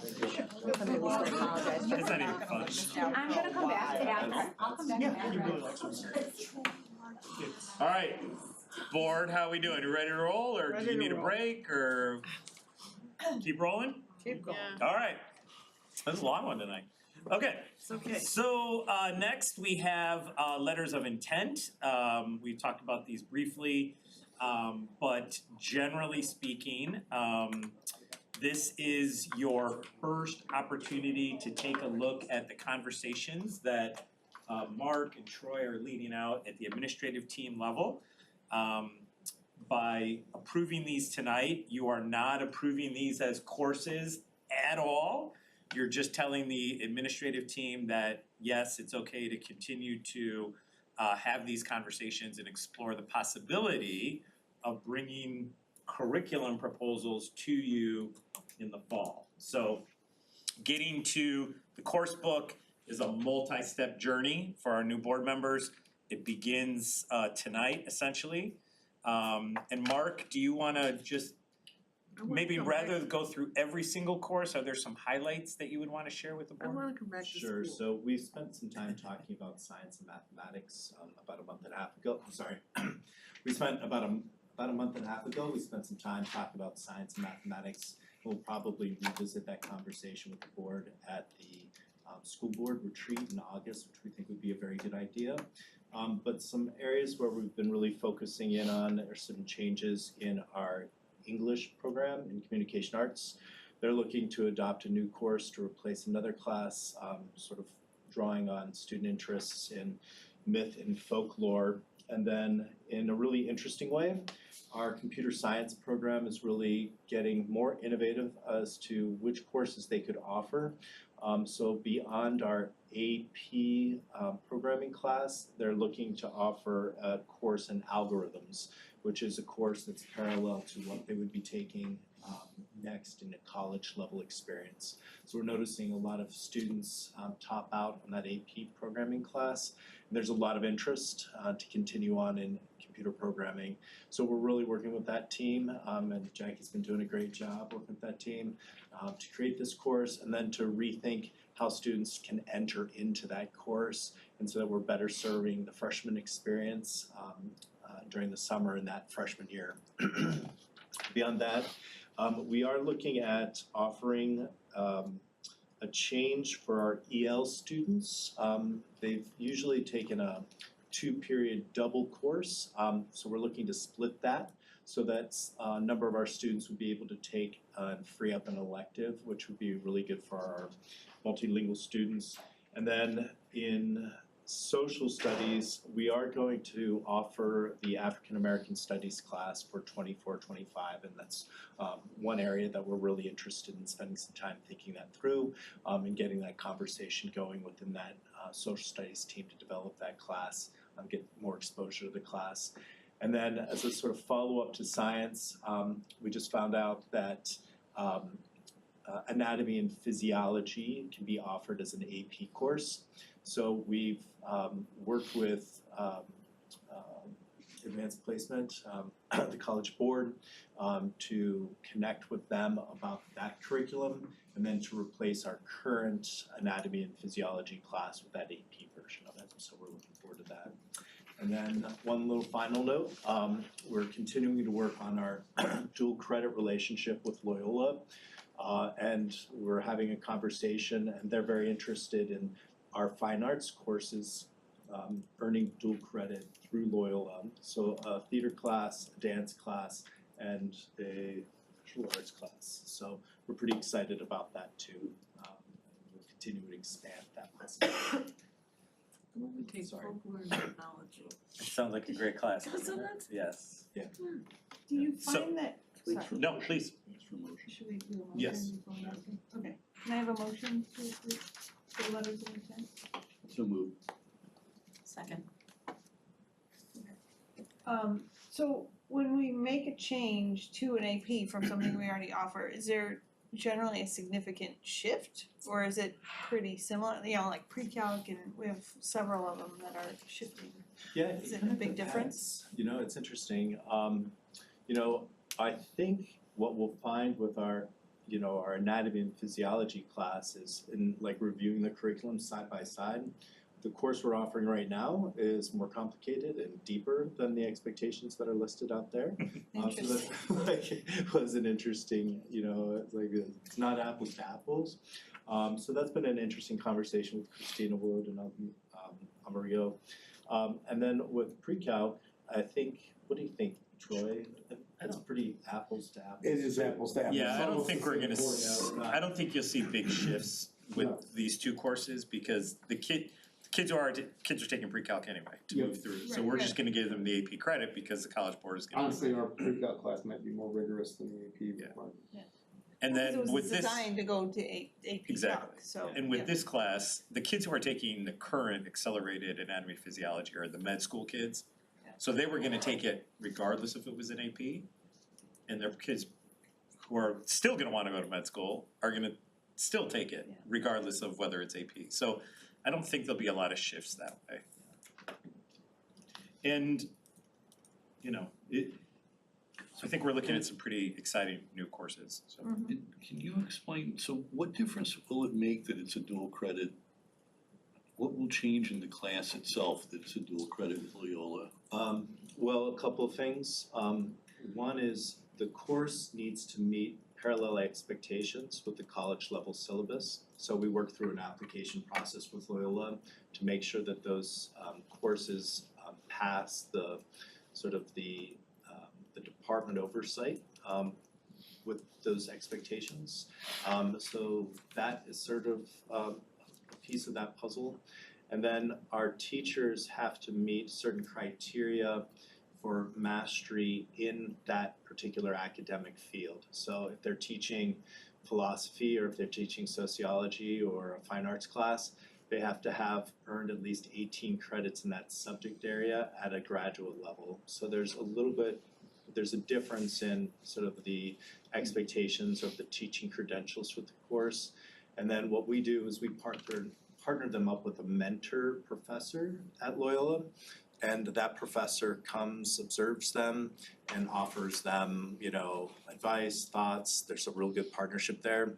And that's one of the more exciting pieces about our relationship with Loyola is they've just been fantastically supportive of that relationship and really been thoughtful about, you know, entering into those conversations. And then I think the final piece really, it really has to do with our teachers earning sort of an adjunct status at the university of Loyola. So they have access to research facilities, access to the campus, things like that. And it's been a really, I think it's been a really great sort of, you know, work for them. That's the final piece. Any other questions about letters of intent? Again, you will see, we're pretty confident that the board will not see all of these in the fall, but some of them. The admin team is still working through some conversations regarding these, but we need another kind of pass at these probably in August and September before we're ready to bring these back as curriculum proposals. Didn't we have that whole meeting with the science and math people about realigning Yes. those things and realigning them with our center schools? Yes, and that's. Okay, and this is our result of that meeting. Ish. Some of it, sort of. Ish, yeah, we'll. I mean, for the math stuff, not the Yes, science. we're still working on that. Mm. Yeah, that's right. Any other questions? Okay, Terry, would you please poll the board? Certainly. No. Aye. And Joseph. Aye. So. Aye. Moon's aye. Tyre. Aye. Frost. Aye. Carries 6-0. Okay, and the next item is approval of our 2023 summer curriculum projects. And generally speaking, projects from year to year are similar, though different, obviously. We generally bring forward to the board projects that our teams are working on in the divisions that they would love to have time during the summer to do that work. And you can see a whole kind of host of different projects there. And then the financial commitment, kind of year in and year out, Sean and Mark, is almost the same, no real change. It's been a steady amount for the last, I'd say 10 or 15 years for that matter. Mark, any other highlights? No, I mean, each one of the projects is tied to our GPIs. is the real focus. And the effort is to make sure that each one of those projects is tied to a collaborative relationship. So they're very team-based and they have an output that the director oversees. So we spend a lot of time working on that. So all of these projects essentially have been promoted by the team leader of a team. It's gone to the academic director, it goes from the academic director to Mark and Troy, then Sean takes a look at it. So, you know, we feel like these are ones that we would recommend to you for approval. Okay, so can I have a motion to approve the 2023 summer curriculum project proposals? So moved. Second. Any questions for anybody? Okay, Terry, would you please? Ben Joseph. Aye. Chow. Aye. Moon's aye. Tyre. Aye. Frost. Aye. No. Aye. Approved 6-0. Okay, and we have 3 first readings tonight, so we don't need to vote on these, but the first is approval of our board policy updates. We're gonna be bringing this forward to you in June. And I just have to say that Pia is absolutely amazing for lots of different reasons, not the least of which is this organizational project that she's done with these board policy recommendations from IASB. And if you haven't looked at it already, you can look at the spreadsheet that she's created that has all of the different recommendations, notes that we have added, and then on the far right-hand column, the recommendation. And Pia, do you want to give just a quick overview of the 5 levels that we've identified? Sure. So level A are policies that we really want you to be familiar with. There are policies that we have reviewed with your board attorneys. There are more significant changes. It is something we do want you to become very familiar with. Level B, there's some proposed changes, nothing that needed to go to our board attorneys, not very substantive, but still want you to review. Level C, very minor changes. Some changes to legal references and footnotes, but no major policy changes. Level D is footnotes, legal references, cross-reference changes. There are no changes to the policy itself, so those are if you want to review. And level E are administrative procedures and exhibits. We do not adopt those into our policy, so they are not going to be adopted. But if you do want to spend the time to take a look at them, feel free to do so. Yeah, this spreadsheet was great. That was gonna be my comment before Eric even said. Great, great, It's yeah, so pretty I've linked long. all of the Yeah. policies with all the track changes if you really wanted to take a look at them. Super easy to follow, it makes a lot of sense. I Right. appreciate that. And I think what I also appreciate, as Pia shared this with me and kind of her thinking around this, is again, it's that level A, policy that's the one that, we look at each other, Pia, Sean, and I, and sometimes Mark and Troy, and we kind of look at it and go, I don't know if we should do this or not. Like, this seems interesting. We don't have an educated, kind of perspective on this. And then that's when Pia works with the attorneys to have them make a recommendation for us. So those are the ones that, we've worked with the attorneys, we've gotten their recommendation on it, but we're also forwarding it to you to get your perspective as well. We just feel like you should be aware of that. Level B is, and those happen sometimes, I would say, not too often, but sometimes. And then again, the level B are the ones that in the past we would probably just decide. So anyway, first reading tonight. Please feel free to take a look. We'll bring this back to you in June, and then we'll probably turn around and do another one. Yes, press 111. Press 111, and then we'll be caught up. Correct. So during the transition with Pia and Carol, there was just a little bit of a lapse. No fault of Pia's, all my fault, but she's got us fixed. So, okay, and then we're also bringing forward a first reading of our student guidebook. You may recall that the student guidebook has to be approved each year by the Board of Education, and I know that Some of you like to see the actual edits, kind of the strikeout version, and that is included as well. There are really no substantive changes, Troy, to the guidebook. Troy leads a process out with the deans, with Ken. We have parent involvement as well. And this year there was no substantive changes, right? Oh, really? Yeah. It's interesting you put in the A and A. Yeah. The board does need to be updated. We Don's actually name used- isn't in We there. use GPT to write that stuff. Yeah, Don's name Yeah. and the board. You could leave me TV, it's fine.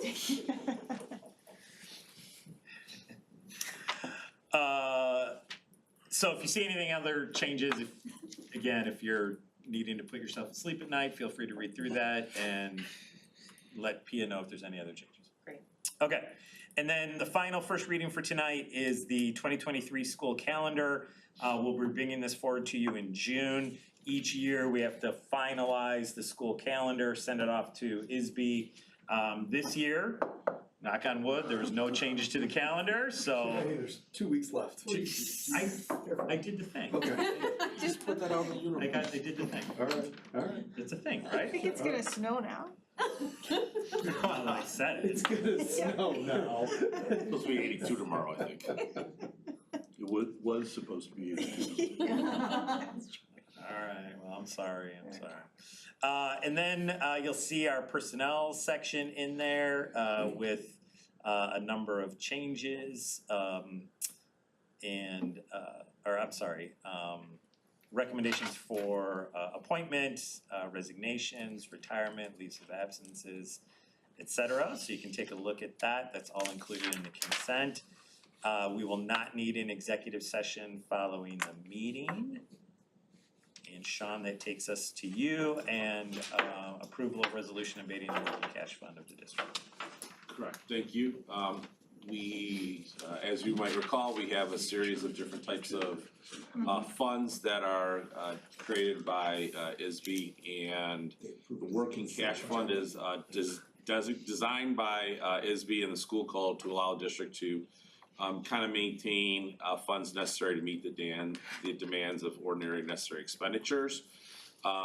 As you recall, we are using some of our fund balances to pay for EBA 2.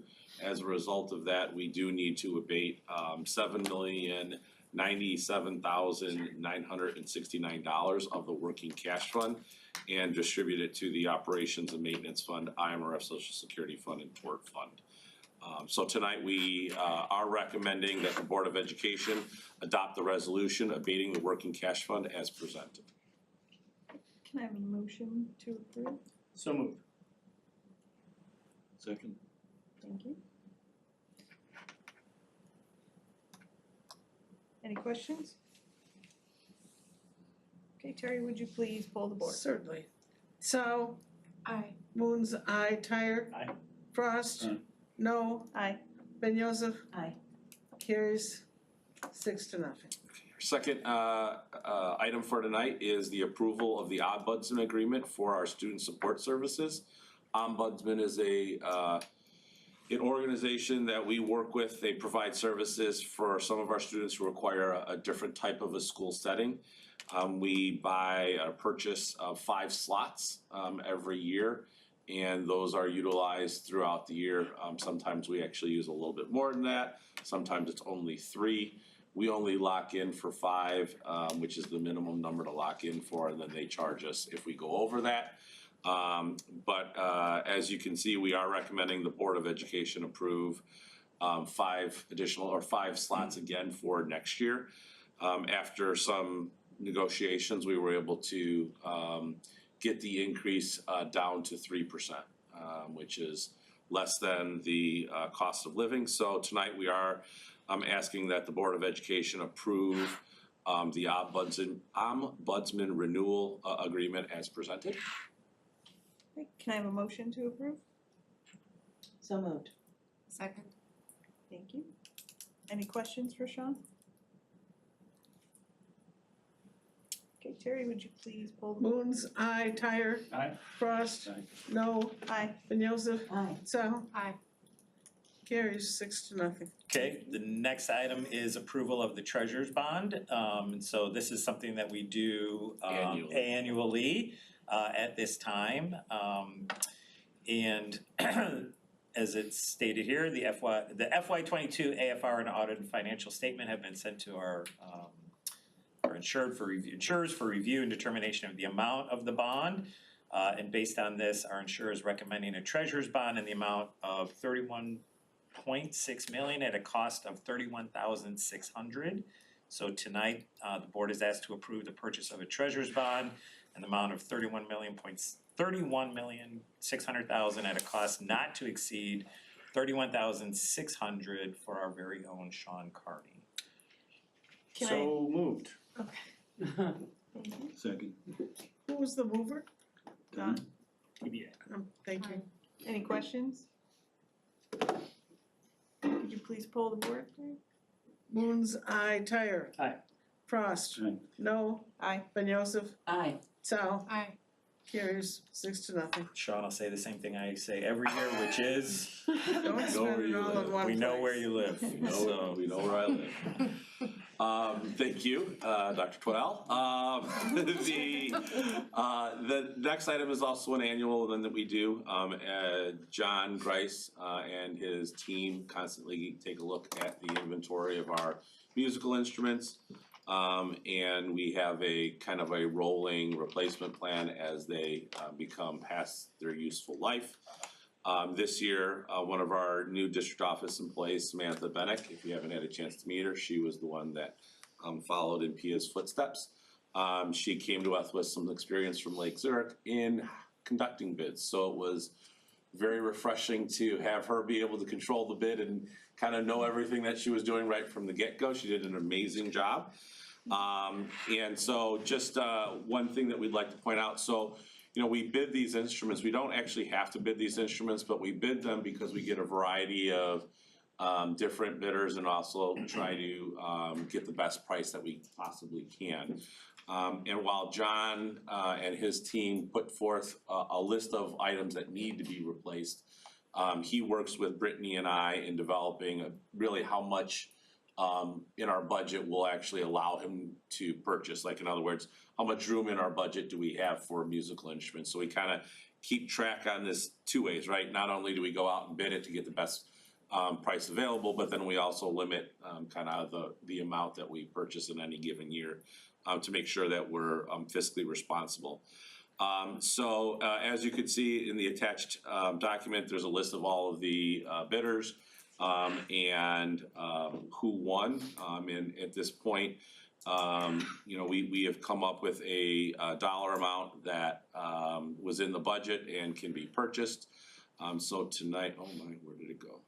Hold on a second, I lost my, there it is. So tonight we are asking the Board of Education to award the music instruments bid to Grand Rapids Violins, Music and Arts, and Washington Music Center at a cost not to exceed $50,000 in total. Can I have a motion? So moved. Second. Thank you. Sean, can I ask, I'm a little, I know that you do this in a way that you can then select the lowest bid from the different bidders to reduce the price. Correct. And I thought, aren't there 1, 2, 3, 4, 5? Yeah, there was one that I had already talked to John about, and he is just going to not purchase that one, the winning bidder. And then Tiles and Styles, we are gonna reject that bid for, believe it or not, they're actually tied to a carpeting company that we did not have a good experience with. And we threw out their bid before, so. Okay. But it looks like they're the only one who offer that product. Yeah, So- that is something that they can purchase elsewhere. We just didn't have any bidders on it. Okay. So this is where they'll have to make their decisions. But again, spreading it out amongst a variety of bidders also allows us to Sure. save some money as well. And those blue lines, there were no bids on those? Yes, correct. So when we don't have a bidder that's responsive to an instrument that we're looking for, then by law, we have the ability to go out and just purchase that from any source that we deem necessary. We'll still follow up with John though and say, yeah, I need a couple of quotes. You don't just get to pick one and say, this is what we're purchasing. We need to make sure that it's still getting comparison price, even though it's not a formal bid. So those aren't captured in the number that. No, not in the total dollar amount that he gets to spend, correct? So does the dollar amount include warranty? Yes. Okay, it's for how long? Maybe It lifetime? depends on no, it's not lifetime. It's not lifetime. High school. 10 years. I wish. 5 years. What's the normal? Usually it's only a year on most Just of a the year? instruments. Mhm. Any other questions for Sean? Okay, would you please? Certainly. Tyre. Aye. Frost. Aye. No. Aye. Ben Joseph. Aye. South. Aye. Woods. Aye. Carries. Thank you. Do have one first reading about our virtual network. In consultation with Gary, I'd asked a couple of questions that Doug and I responded to. I'll include those in our mid-meeting memo for information for the rest of the board, because I don't think he copied everybody. But this is really kind of an annual review and what we believe the cheaper option is right now and the best option for the district. So we'll have more about that as we move forward. And then you can see we had a little bit of a busy month in terms of FOIA requests and records requests. There for you, a couple of repeat requesters there as well. And that is all I have for the board this evening. Okay. Can I please have a motion to approve the consent agenda? So moved. Second. Alright. Terry, would you please pull the consent forward? Frost. Aye. No. Aye. Ben Joseph. Aye. South. Aye. Boone's. Aye. Tyre. Aye. Approved. Thank you. Okay, just a couple of final items for tonight. The first is just a reminder to the board that we will be meeting again. We won't have to wait a month to see each other. So next Tuesday evening, right? We'll be doing our administrative team reviews starting here at 5 o'clock. And although you may have gotten accustomed to 1.5 or 2 hour meetings, that one will not be as short. So you should fully expect to be here from about 5 till 9-ish, if that's okay. Of course, if you need to leave early, you can. But we have a lot of folks that we want to kind of share wonderful kind of news about them. And Mark and Troy will be leading us through those conversations. Terry and Grace will be working out the menu, I understand. So Pia, we might need your help with that. Pia's already on it. Pia's already, okay, got it, okay. So just wanna make you aware of that, that's next Tuesday, and then Pia on that day will get us our graduation gowns as well, right? And then you'll have those for graduation, which is the week from this Friday. So, let's see, what else we have? Some kudos, Dean Bradshaw was announced as the 2023 Journalism Educator of the Year. Yep, very cool. He just does a fantastic job. And our very own Pia was recognized for Administrative Excellence in Public Service from the Admin Awards Program. So congratulations, Pia. Well deserved. And if you have a few minutes, please take a look at the tribute video that was put together by what is the organization called, Sean? The Admin Awards is the name of the organization. Yeah, but they put together a really There's lots of clips in there from. They put together a video of all of the honorees, but a significant portion of it are folks from our district office staff here, and our very own Jamie O was the producer and director of that video, I understand, so. Probably wanna watch that. Yes. Things don't work Might be out. some not so nice You've words. got that, yeah. Bad song choice. You can see some, there's so many wonderful things that happen here all the time, but we just included some student profiles, some things that you might find interesting. There's a couple interesting articles, some information about board member training. We just wanted to provide that information for you. Pia will follow up with any of you individually who needs, help completing all the trainings, but I think everybody's caught up for the most part. Pia? Well, there's a new one. Oh, the new one, sorry. So the trauma-informed practices. So I've Sorry. signed everybody up. Once you do take that training, it's online. If you can forward me the certificate, and then we'll publish it. Are we gonna get notified when the link is ready or something, or now we can? So you should have already We should be received ready to it. receive? Yeah, right, so I'll follow up on that. Did Okay. anybody else receive it? I don't think so. I don't think Let me so. go ahead and follow up. Yeah. Thank you. And then each month on the day of board meetings, Troy and I host a parent breakfast. And we had a small group of parents today that were just really wonderful with their feedback. They did have some really, I think, good suggestions for us about some of the processes and procedures and student services and helping kids make college selection choices, and it was really good feedback. So again, we do those meetings once a month. We intentionally tell parents that although we like to hear kudos, we don't really want to hear them right now. We just want your hard feedback, and they always help us get better, and they always do a really great job. And then the final item is you received an email today from Jamie, which is a copy of a letter that we sent out to all of our parents asking us for feedback about district communications. And so I think Jamie and her team, now that Jamie's been here 3 years. No. Wow. That's when you're having fun. Wow, so Jamie's been here 3 years, and she's done an amazing job. However, she fits right into the Stevenson mold. How can we do things better? So she sent out a survey to all of our parents, asking for feedback about if there are any changes that our parents felt were necessary or they'd be interested in seeing with our communications. Is it too much? Is it too little? Is it just right? What are the avenues they like? More social media, less social media, more email, less email, et cetera. So we're all kind of anxious to see that data and take a look at it, and we'll come back to you with some ideas that Jamie and her team are kicking around to improve communication. So thank you, Jamie, for leading that out. We appreciate it. Yep. Yeah, it's a good idea. So that's all I have for tonight. That's all we have. Can I have a motion to adjourn? So moved.